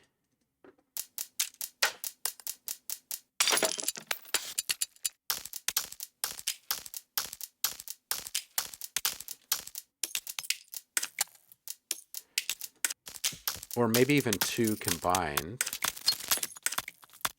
But anyway, take something where you've got like a funky, cool little rhythm that is not being heard in your track. Just drop it in there as a ghost track and then use that as a sidechain signal input on a noise gate on that ARP. And it'll chop it up for you and give it a nice, cool little rhythmic appeal as the riser is going up. And people will really wonder how you're getting that to happen. All right, so here's some creative ideas for the end, like trying to figure out a way to like spice things up. What if you tremolo the whole freaking mix right around 7 minutes or so? I know that's a radical idea, but what if you did with like a square where it's like or something like that? Or what if you filter the whole mix between like 5 and 6 where it's really mellow, or before it gets all mellow between like 4:30 and 5? What about just random large feedback swells throughout the entirety of this thing? Think like not over the top. Think mellow, like um,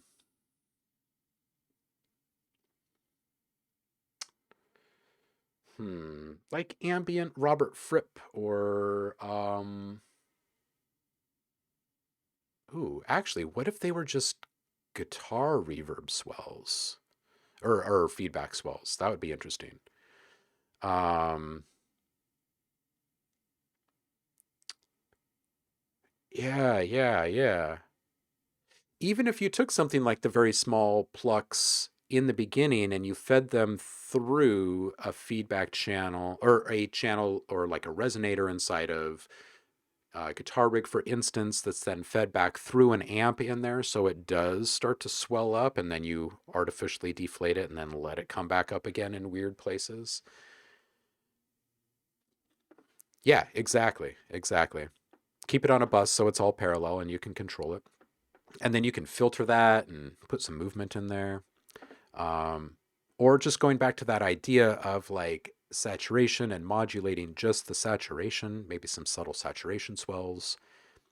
Or maybe there's like a little bit of call and response between, some highly reverberated guitar swells and some general like feedback or saturation swells from one of the synths or something. Um, it would keep with the really kind of organic feel that you've got going on throughout this thing. This is a nice remix, man. It's tasty. Uh, yeah, quite tasty actually. If you were to do a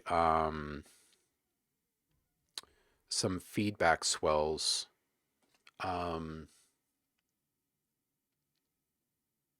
I'm just kind of thinking through this. With this type of a track, going back to this idea of the modulating saturation, it'd be cool to actually have some kind of a square wave based modulation of saturation on the actual reverb or feedback swells themselves to kind of give them a steppy kind of a nature. Um, yeah, some cool stuff happening in this track, man. Best of luck with it, and share what you come up with too. And what the hell are we working on today, by the way? Did you? I don't think I've actually put my ears on the track again since we jammed on Monday. I need to listen to it again and see how happy I am with it.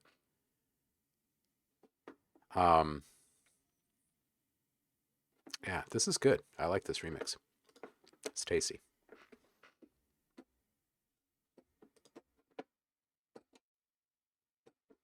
All right, let's see if we can get back into the sound here. Listen to the second one yesterday. It's pretty close to done. We can start something new. Ooh. I wouldn't mind starting something new today. That'd be awesome.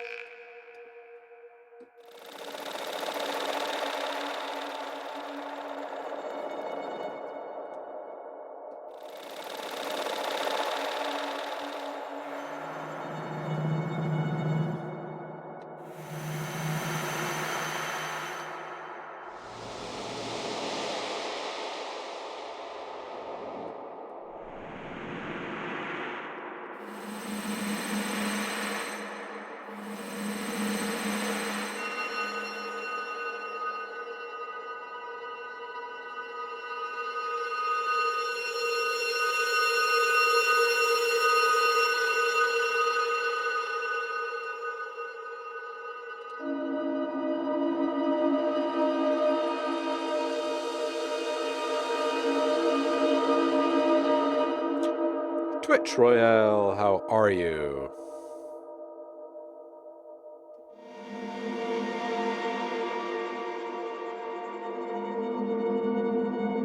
I'm doing all right, man. Doing all right. Thanks for asking. Happy Monday to you. Saf. Okay, so I've had Zev has been doing sessions with me for a few years, but we've reached this point where we just want to play. Like he's learned so much. He's learned so much. He's doing so well with all sorts of things, and I never feel good about taking people's money when they get to a point where I feel like I should be working with them. We started jamming. When was that, Will? That was like I think it was right before the holiday break. But there's been like five jam sessions, six jam sessions, something like that. I think the sessions actually started like 3 years ago or something like that, and then there were a couple of small breaks, but it's been fairly steady. And then yeah, I want to say like 6 little jam sessions or something like that, and I think we're gonna fire up our third track today, whatever that ends up being. But no, there's no money exchanging hands with that.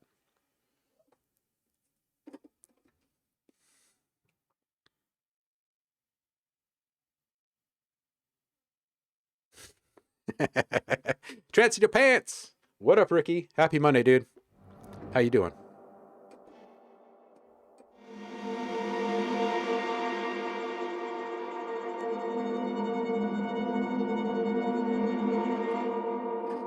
All right, So this one's kind of cool.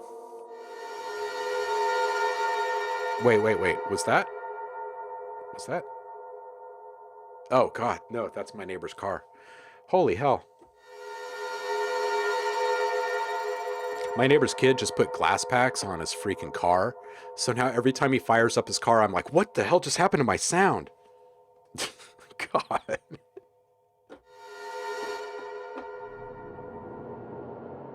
Okay, I really like this up here.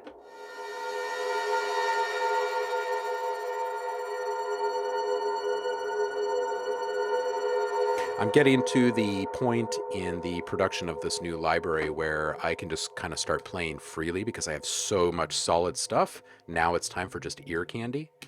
And I freaking love getting to that point in big projects because I can just do this kind of stuff.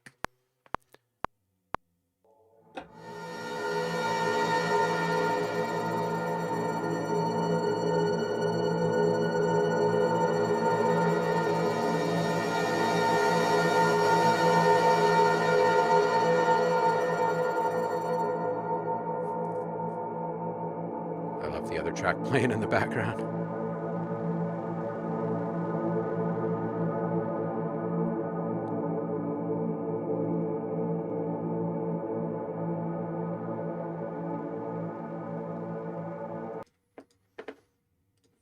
Let's hear what that sounds like on its own.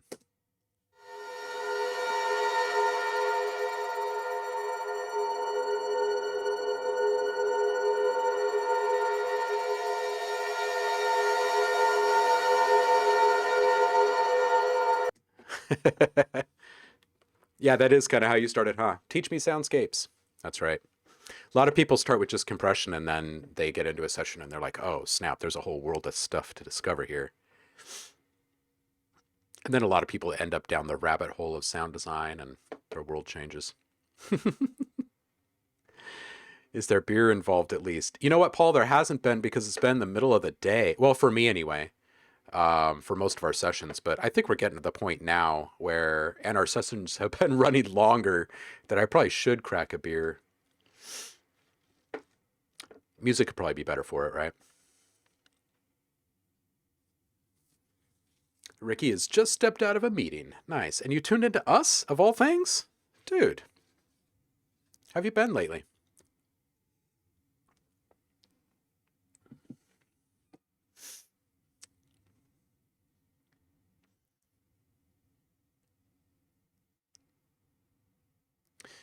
Yeah, atmospheres are super important. Yeah, maybe we should crack a beer tonight, huh? Pour a scotch, maybe.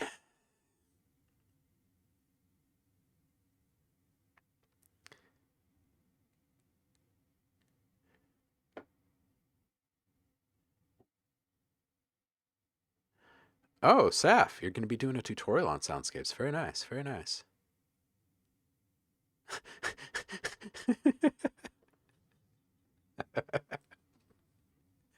Oh, Paul.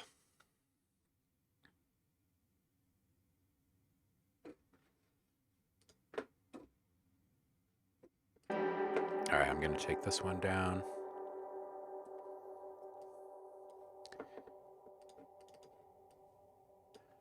I'm going to play around with this one for a minute.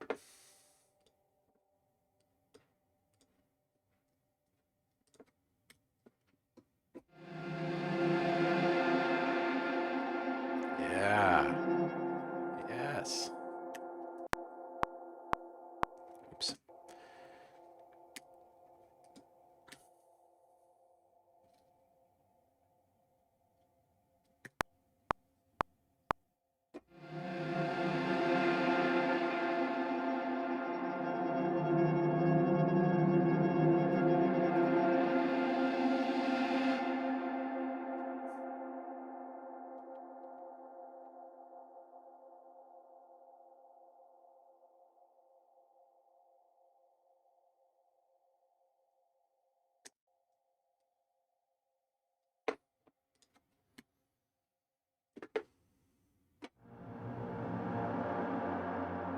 Ooh. Yeah, there we go. Always wait for your reverb tails to die down.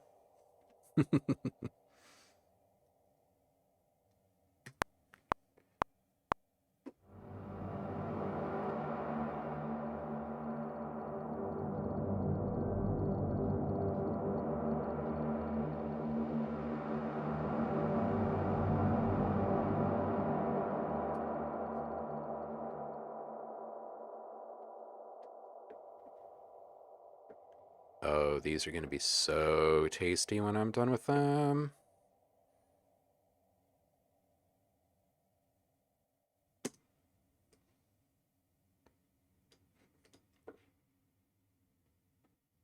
Yeah, dude, go for it. Go stream. If you're still going when I'm done, we'll raid you. Everybody remind me that I want to raid Zev on the way out if he's still up. Don't let me just jump off.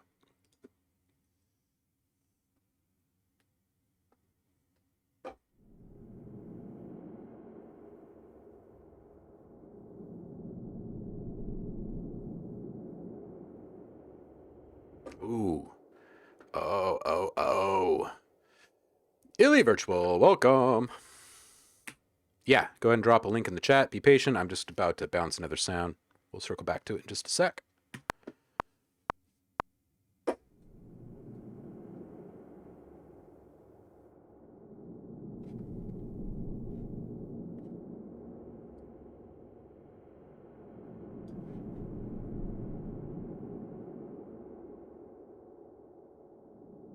Oh man, this with some nice driving percussion behind it.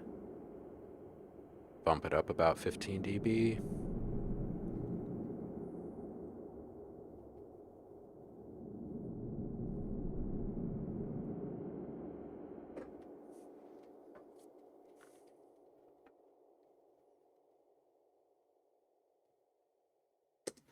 Yeah, just out of curiosity, I want to hear what this one sounds like, all hot and bothered.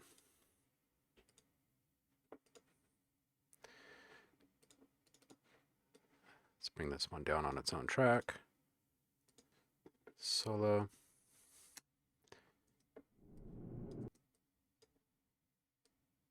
Maybe with like a guitar rig on it.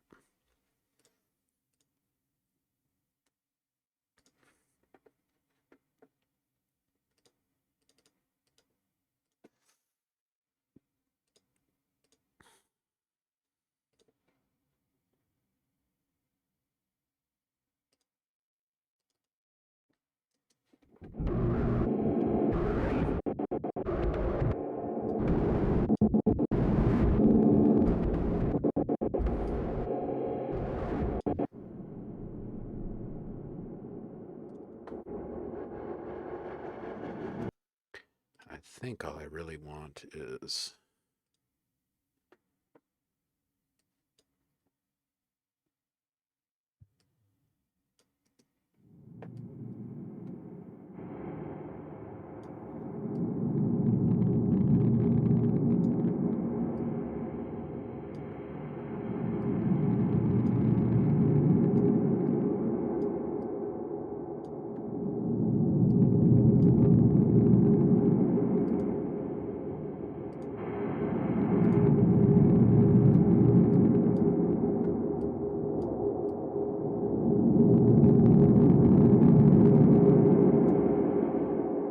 yeah, we'll make something fun out of that.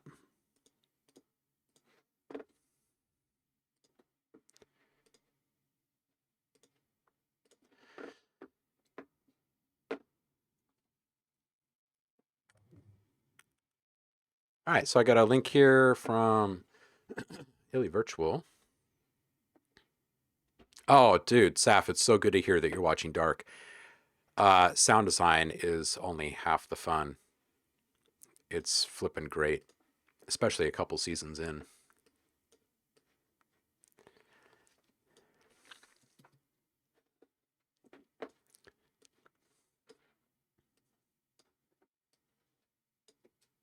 All right, here we go.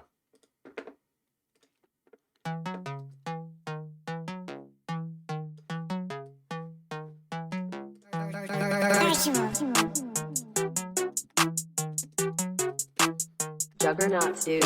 They call me Lil Jugger, I'm inside of your mother. I'm fucking a bitch, fuck you and brother. I mean this fact, he's full of blubber. He ain't got no racks, you poor motherfucker. Messing with me, then you out of luck. Your girl pull up to me, you wanna fuck. I'm a 1 in a million, got thunderstruck. Your brand new whip is a garbage truck. Pull up on me, then you gon' die soon. Got stabbed in the neck with a fucking spoon. That pussy so wet, it's like a typhoon. Pop that bitch like a fucking balloon. You get scared of me like you saw a ghost. When that bitch on me, he count up my hose. He tried killing me, he was so fucking close. His ass in the oven, he come out like toast. I just slapped a bitch with my cock across her face. Ay, I just sold them Zans, fentanyl, yeah, they lace. Yeah, I know, I'm a fucking menace, nigga. She gon' suck these balls like it's fucking tennis, nigga.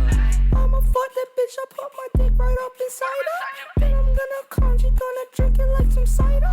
I'ma call up in that pussy like a fucking spider. Then I'ma beat it up like a fucking tiger. I just fucked the bitch, then I make her swallow kids. I just fucked the Jewish hoe, then I sent her to Auschwitz. Like I'm Hitler, I'ma kill these bitches. Yeah, I'm gonna go ahead and stop that one there. I would I'd lay off the lyrical shock value, honestly. You've got some nice sounds in here. I'd focus on those, man. I'd focus on those because you're gonna get a lot more play from people.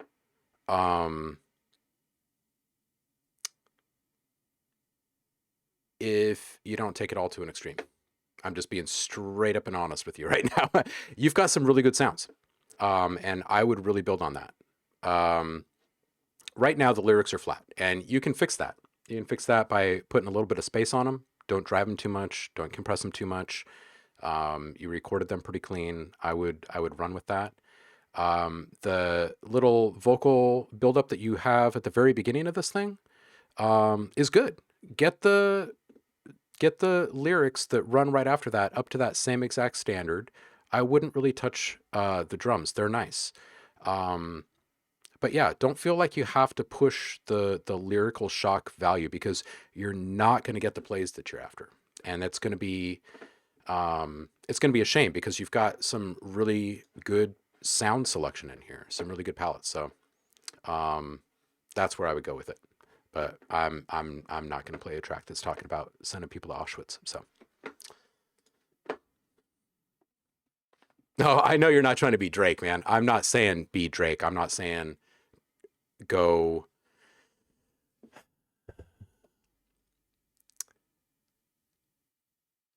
What I'm saying is you've got a good sound, and you should really ride that. Absolutely, 100%. You're just not going to get the plays from people.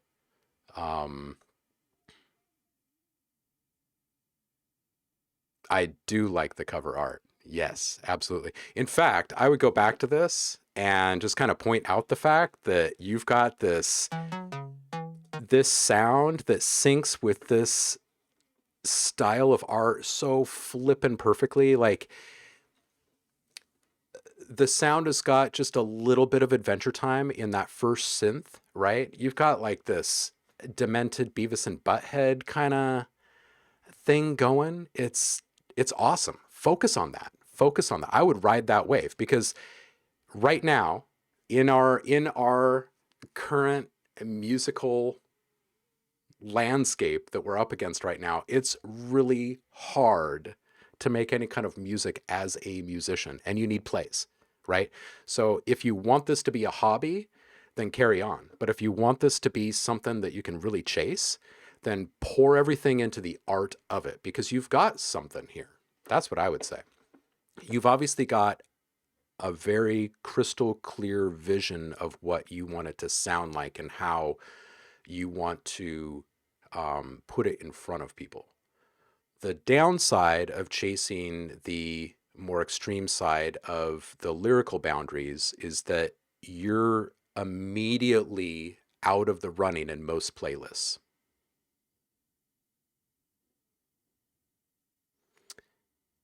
Period. It doesn't matter where you fall on the musical or spiritual or political spectrum at all. It only matters what people are willing to play. That's really all it comes down to right now.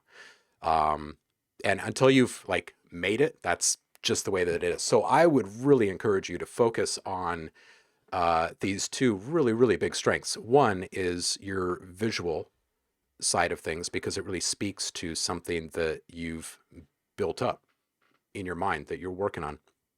The other is your music, right? Because at the end of the day, it's the music that really keeps people coming back for more, right? And inspires you to make more. So I would really focus on that.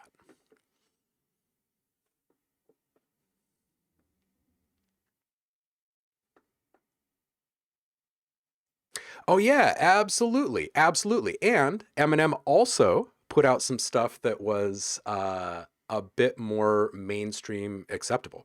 I'm not saying cut this out entirely. I'm just saying know what the current climate is in our industry if you're wanting to make a real run at it. Otherwise, it's only ever going to be incredibly, incredibly niche. And those things are very fleeting, especially on the hip hop side of the spectrum. That's all I'm saying. And I certainly don't want to have like this like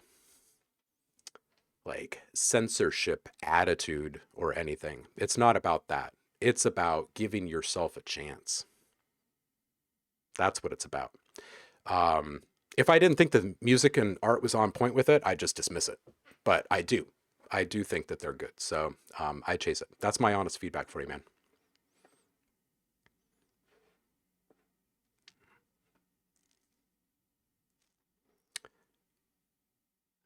All right, so this next one is from Ricky. Something he's been working on. Unmixed still needs a little ear candy and some white noise help and a few fills. Unless you're making mixes for the queue. What up, Coinmonger?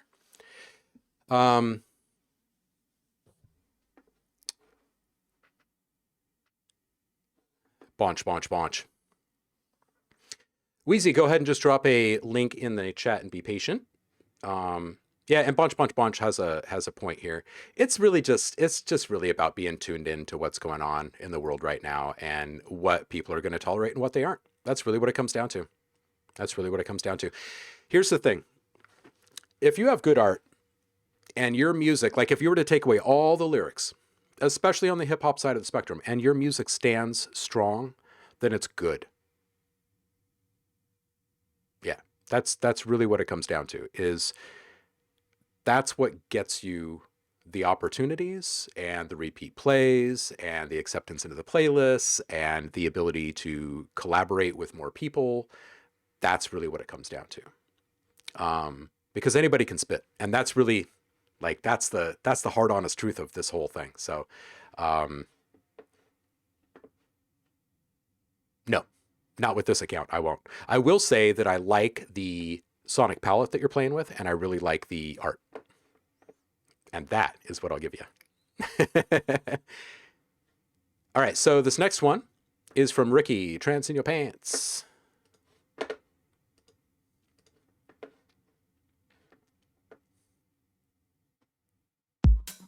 Hey, it's Ricky's face. How you doing, man?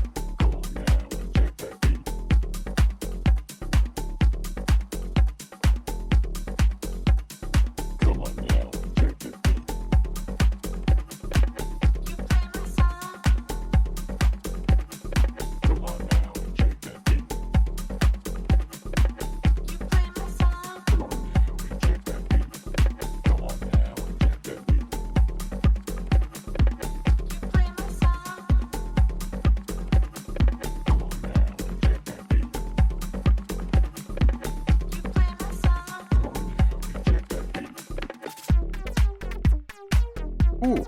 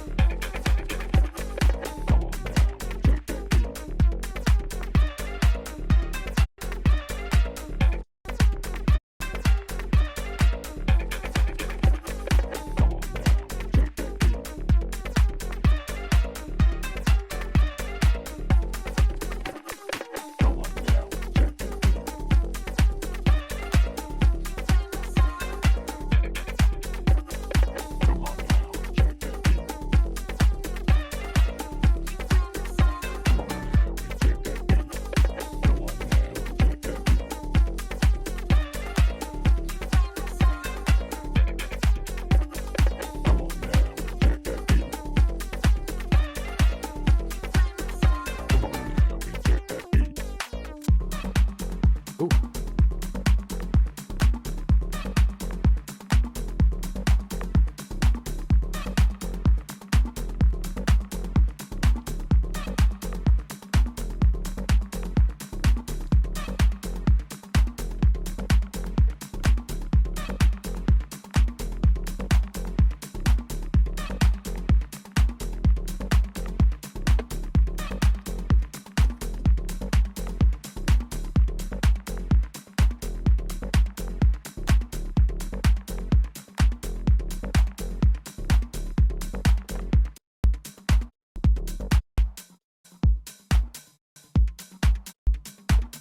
All right, cool. I like that nice little perk build at the very beginning. Very, very subtle. I would say that for the most part, this passes the needle drop test already because there's something new that's being introduced or going away at pretty much every moment. But it definitely needs some rookie love. You play my song. That's an awesome sample. That squeaky little synth is awesome, and I feel like it's super right for playing with some detuned variations of it. Maybe just in some delay tails, so it doesn't become like this distracting little bit, but definitely needs some noise, as you said. You know, in these risers that you're going to be putting in here, just to build and release, what if you moved away from white noise and layered in some really weird stuff, like some detuned strings or some like kind of random modular bits, also detuned, just to get some extra kind of wonk in there. You've got a really interesting couple of samples that you're leaning on this one, and I like it. This one sample at 354, dude, I would go so far as to say this thing, right? That one. I can't even do it. that whole thing, man, if that was brought up, you could play off of that. You could even stop the entire track for a second or two and play just that. I think it's that strong. It needs to be beefed up just a little bit, I think. 435, nice change up. I think the kind of ear candy that I would love to hear in this, besides a couple little things kind of flying around on the sides periodically, would be metallic, like Foley type stuff, rattly, repeaty type stuff. Maybe even a little bit of like clang and clack. But honestly, I think just making it really weird with layers and the risers might play well to build the interest here, and then you could keep the rest of it fairly minimal.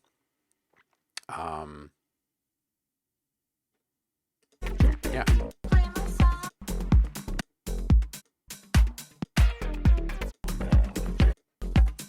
It's got a yellow vibe to it. You guys know Yellow? They're probably most famously known for the track in Ferris Bueller's Day Off, the bow bow. That kind of vibe. It's got a bit of that.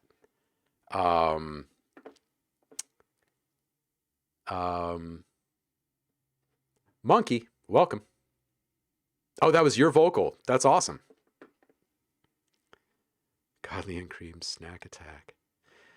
Monkey, you could just drop a link in the chat and we'll get to it. There's another one ahead of you.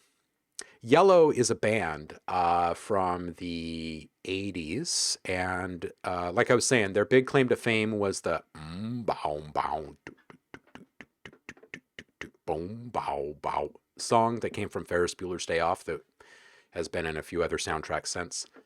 But yeah, this has got that kind of a vibe to it. So I really wouldn't build this up too much more like in body, but I would add just a little bit. I mean, like you were saying, the ear candy is missing, but maybe a couple little flying little things on the sides, some clicky clackety kind of things. I'd tried to exploit that sample that's at 354 a couple of times. I'd bring it in the beginning, back over here where your perk palette is pretty much complete. And really kind of force that bop. Oh yeah, Weird Science too. Yeah, man. Absolutely. Good call, Purple Pros.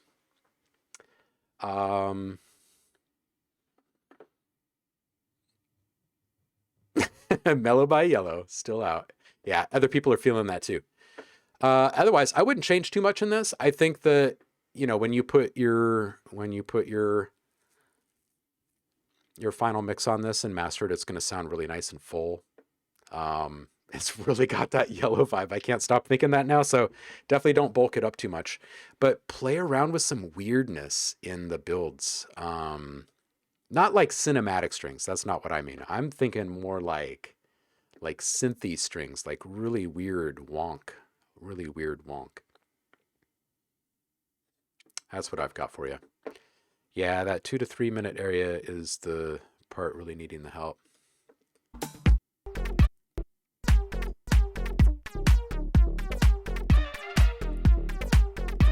I think maybe a couple of hard stops would be fun. I think a couple of just straight up hard stops where everything stops except for one sample, usually like a vocal sample in this type of thing. But you could absolutely stop it for 2 or 3 seconds instead of just 1 second, and you got that vocal chop in there, and then maybe just like a couple of highly reverberated claps to bring it back in or something. Yeah, I would play with that.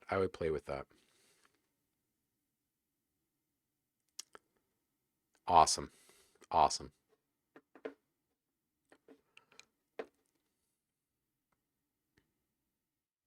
Yeah, I can hear that there too. Hope the feedback helps, dude. Always good to hear what you're working on. All right, Wheezy, you be up.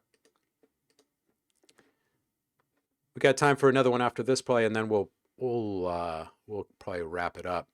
And if Zev is still streaming on his channel, we'll go and we'll raid him so you guys can listen to what he's up to. I'm gonna go jam with him in a little while. All right.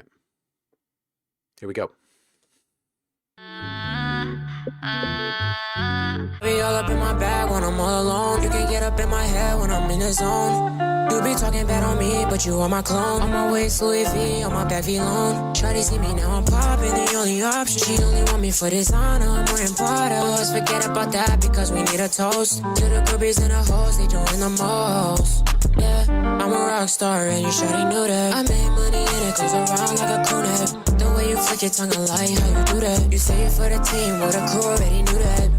Shorty gonna come my way. Don't gotta do much, don't got much to say.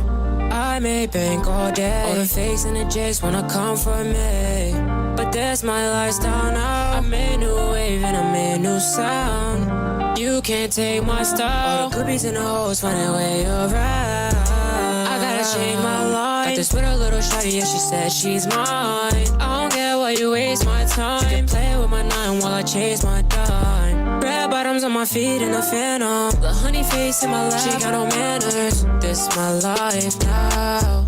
Love my lifestyle. I be all up in my bag when I'm all alone. You can get up in my head when I'm in the zone. You be talking bad on me, but you are my clone. On my waist, Louis V, on my back, V-Lone. Shawty see me now, I'm popping, the only option. She only want me for designer, I'm wearing bottles. Forget about that because we need a toast. To the groupies and the hoes, they doing the most. I be all up in my bag when I'm all alone. You can get up in my head when I'm in the zone. You be talking bad on me, but you are my clone. On my waist, Louis V, on my back, V-Lone. Shawty see me now, I'm popping, the only option. She only want me for designer, I'm wearing bottles. Forget about that because we need a toast. To the groupies and the hoes, they doing the most. All right, I gotta go back and listen to this one spot again. I'm a rock star and you shawty knew what a crew already knew that. Shawty gonna come my way. Don't gotta do much, don't got much to say. I may bank all day. All the fakes and the jakes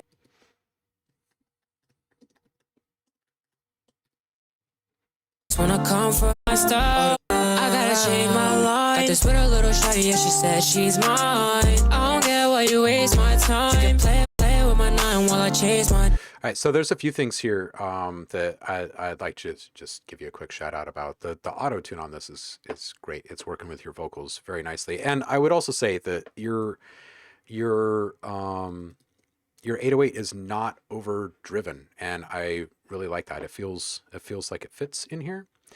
Maybe attenuate the mid high in the vocals just a touch. Because it does seem just a little crisp and bright. Maybe I'm just being influenced by the kind of emo art here. My days feel so empty, and like the lyrics are kind of on that level, but then there's also this kind of brightness. I definitely wouldn't take anything away from the highs because like the breath and the mouth noise, everything right there is feeling pretty good. But it does feel just a touch crisp. For what it's worth, the filtered Vox it feels good and it sounds dope here at the end. The one thing that I would say is that it could use just a touch more thickness. Maybe a small bump around 180 would do the trick. If it doesn't, maybe a little bit more down towards like 120. I don't think I would go above 200 on that, or else it's gonna start making the mix a little muddy there.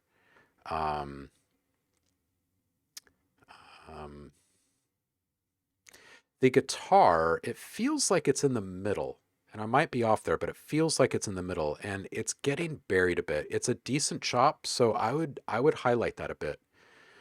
And if it isn't in the middle, then I would suggest highlighting it, and I'll just toss this on here so you can kind of see visually what I'm talking about. If you just use something very simple like an overdrive, target somewhere between like 4,500 and 7,500 hertz, somewhere in there, you're going to find this shine in the overall appeal of the guitar. You'll know it when you hear it. It's going to be right in here somewhere, and you're really not going to need to add a bunch of drive to get there. You're just going to hear it when you find it.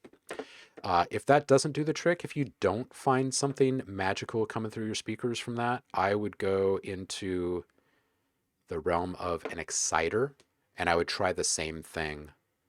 Try a couple different color profiles and try it somewhere between, again, like 4 and 8K, somewhere in there, 4,500, 7,500.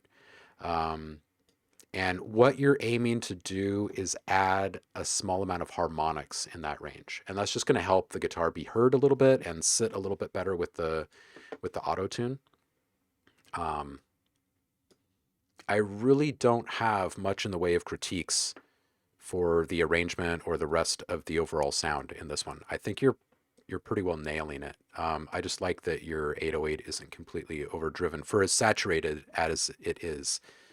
So kudos on that one.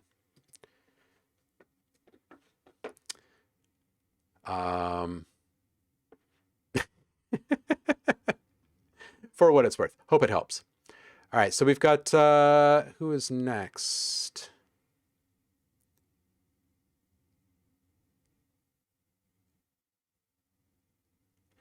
Monkey, 1337. We might have enough time for another one.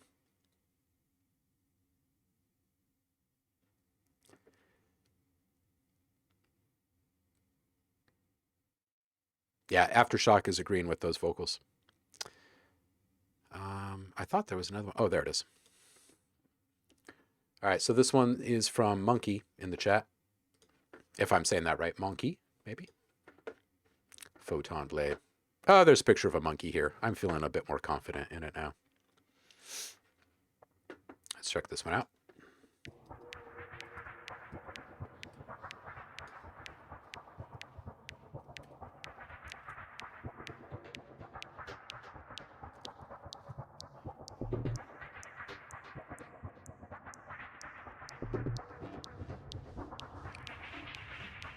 So groggy, can hardly stand up. He's asleep. It's 4 p.m. now. Welcome back and go 10 p.m. 10 p.m. 10 p.m. He's asleep. He's asleep. He's asleep. He's asleep.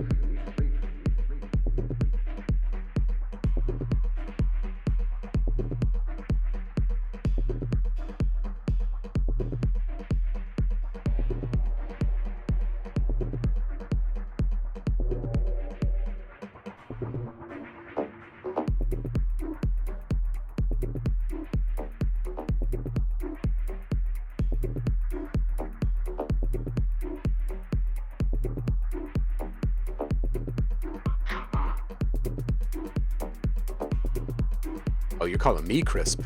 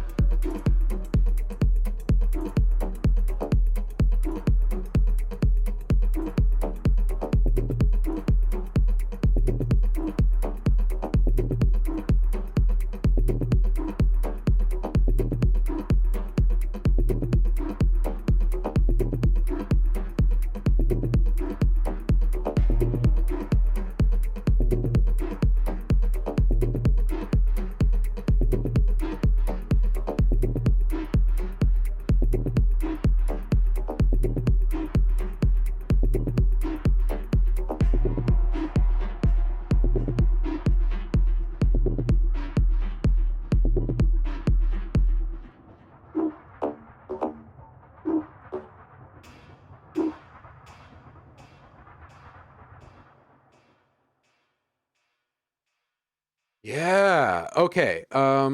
So that was cool. That was super fresh. Um, all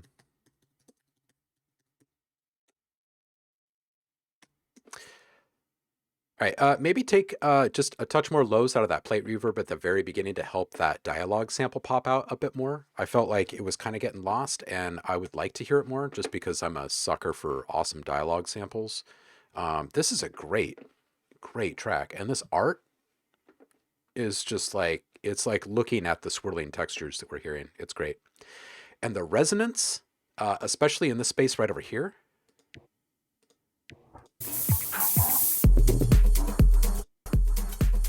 where is it?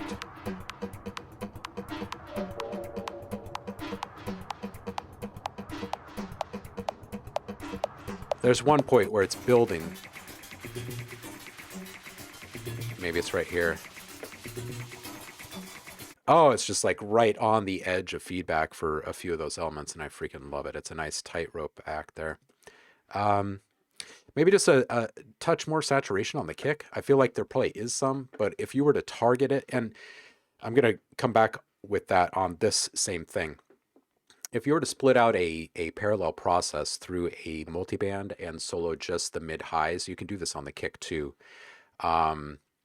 And use a bit crusher for some saturation, it would sound amazing, I think. And on this, I called it the synth because I didn't know what to call it. This one, that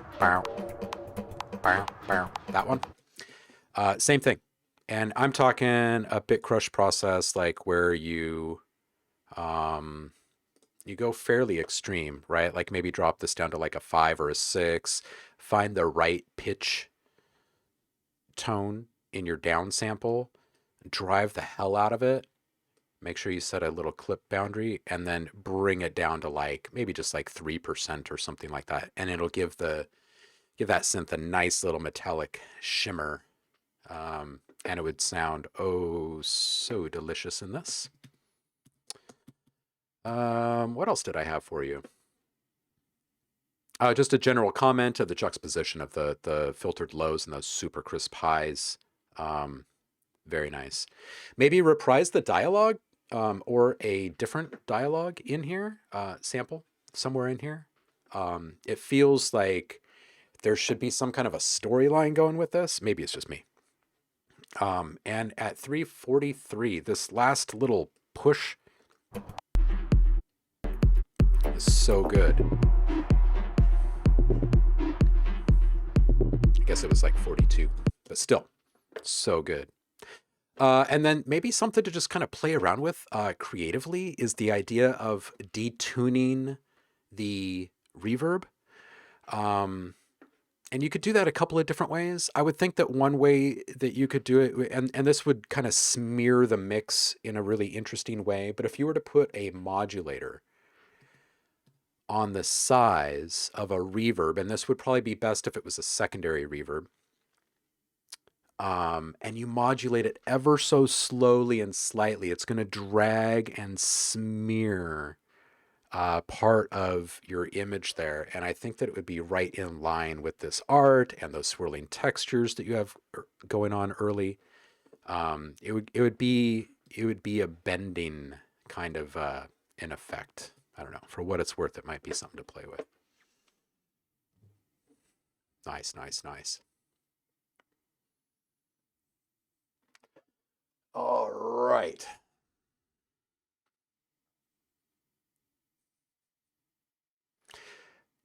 What up, CG?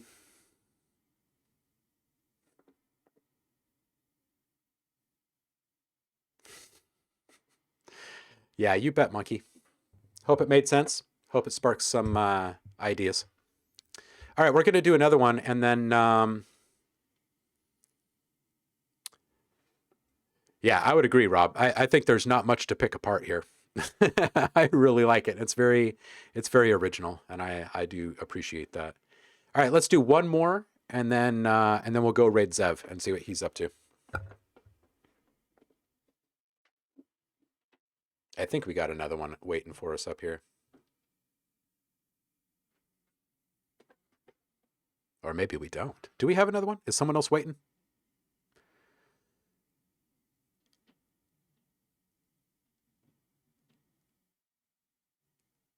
Go for it, Rob. We got time for one more. Circling back to what other stuff we were talking about earlier, don't forget to go grab your starter pack from the Native Instruments site and start downloading stuff from the Reaktor user library. We'll get into more Reaktor stuff together.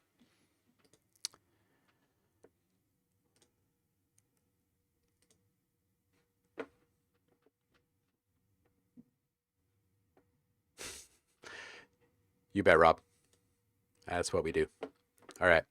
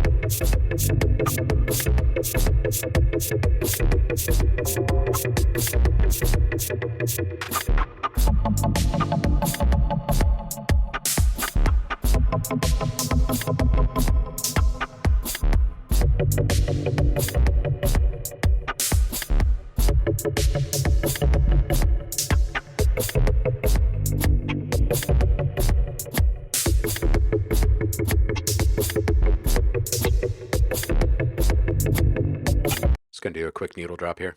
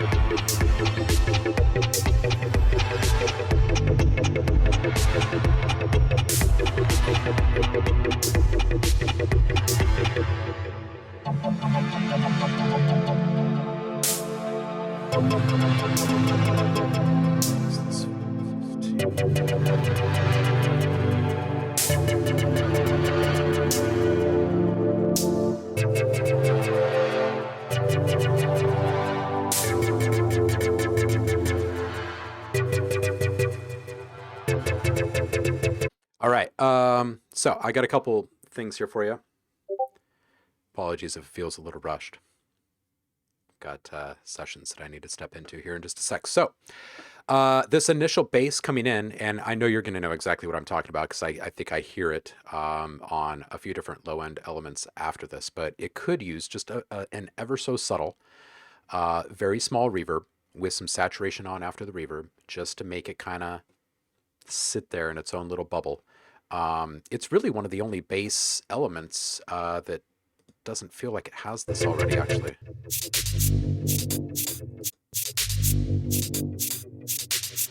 Like it's already in space, and I don't know if there's saturation on after that reverb or not yet, but if there is, maybe just a touch more. It feels really nice. EQ the verb just a touch more on a couple of those low end elements, and then use a little resonant peak. Right, so instead of just, and maybe you're doing this in some of this already, but you know, where you've got a cut, you just kind of go just a little bit further than you normally would, and then add a little resonant peak to build the body of it back up and keep those lower frequencies to just a little bit less presence, if you will. And the sloppiness, and I don't mean sloppy like as in being played badly, but you know, the mix of the triplets and whatnot right here is just great. This right around 3 minutes, it's got this really nice, organic, loose feel to it, and it's awesome. Oh, I skipped over the snare verb. Brighten that just a bit, I think. And I mentioned this in some of the last feedback, I think, but if we were to switch this to just a simple overdrive, and this would be on the reverb channel for your snare drum, not on your snare drum itself, but just the reverb. I would probably focus at like between 7 and 8K on this probably. You don't need to add any drive. If you do like maybe half a dB drive, and that's it. And it would brighten up that snare reverb, and it would separate it from the snare itself in a really awesome ear-grabbing way, I believe. Right around 4:30, right before your other stereo stuff starts, maybe bringing out that tremolo, or bringing out that bright synth just a bit by moving it. Just use a tremolo or auto pan or something like that. And then towards the end here, 5:15 or so, I'm totally feeling and hearing in my mind's ear like this really simple vocal layer in here, you know, kind of choirish almost.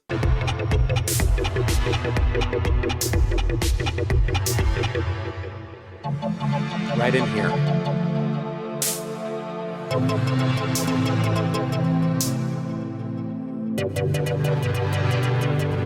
Just like a female or pitched up male vocal, like an octave, just layered in with that pad, I think would sound so lush. And I feel like it would be a nice little ending for all of this. You have no real knowledge of saturation. Well, stick around. Stick around here. Keep tuning back in, and we'll definitely learn you some saturation here. Let's see.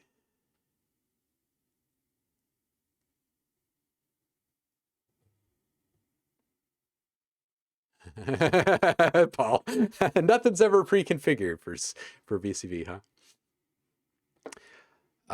Kind of overdriven stuff to play with the EQs. Yeah, when you go back in there and you're playing with the EQs, try that trick with the reverb channels and make sure that you're cutting out as many low frequencies as possible. But really, I mean, it's cool. It's cool. It's got a really nice, it's just got a really nice feel to it. It's lush. It's lush. Is there such thing as a jungle beat? Yeah.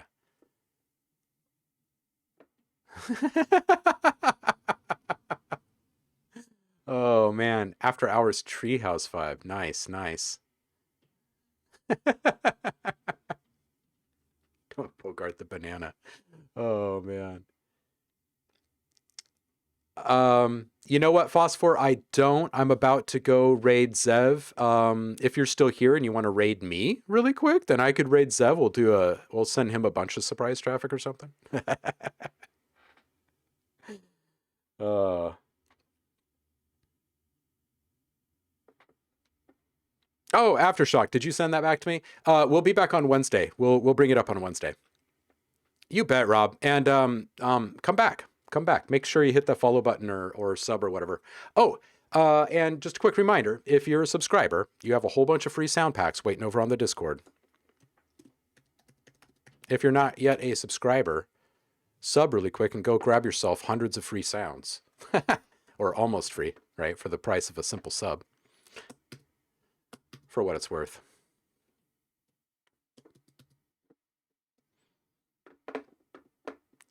All right, so it looks like maybe Foss is going to set up a quick raid over here. So I'm going to pull up Twitch on my end over here. And we will, in tandem, raid Zev and make his afternoon. And then I'm going to go jam with him in a little bit. So let's see if I can find my dashboard here.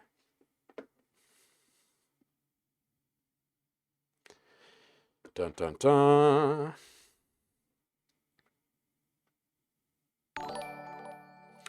Phosphor and crew, welcome. And we are actually getting ready to power down, so we have another surprise for you. We are going to double raid Zev and see what he is producing right now. See what kind of fun stuff we can get up to. M is me. M is me 8. Thank you for the follow. I do appreciate it. And next time y'all show up, we'll stick around and we'll play some more. I've got sessions I got to run into. Inception to the max, it is. All right, you kitty cats, hang on tight. We're going to zoom on over to Zev, if he's still up. Let's see.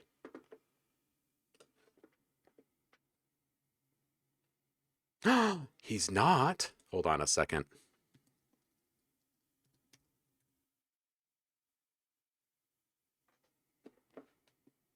Oh, maybe he is. Hold on just a second. Let's see.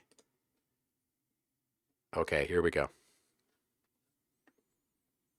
See you guys on the flip. Thank you so much for hanging out today. We'll do it again on Wednesday. Don't forget, if you are a subscriber, go hit the Discord and get all your free sound packs before I take them down. Bye.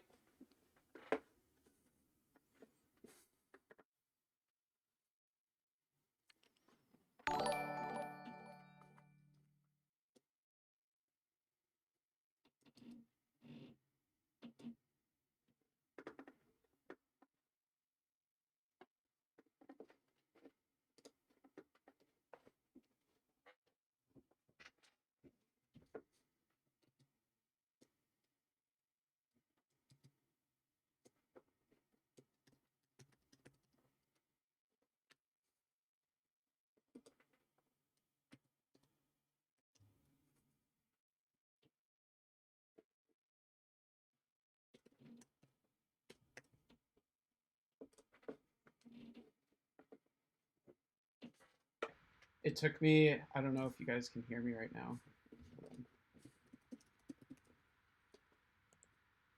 Thanks. Hey, Paul. Oh man, Chris gave me some advice on this one part, and I spent like 20 minutes on it and realized why it sounded like that. And it was this part, this little thing right here.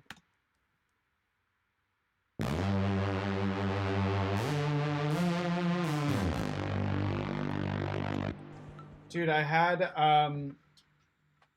a gain knob on it, and it was set to mono, so it was just sitting right in the center with no width, no anything on it, and it took me like 20 minutes to realize that I had done that. So sounding better already. Yeah, classic. I'm just working on some ear candy and some fills right now, and because I think it's so I took your advice as well on some guitar rig, and I think these sound a lot better already.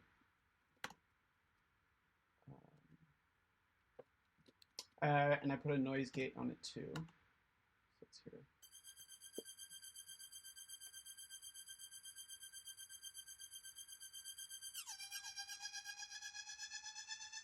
hear.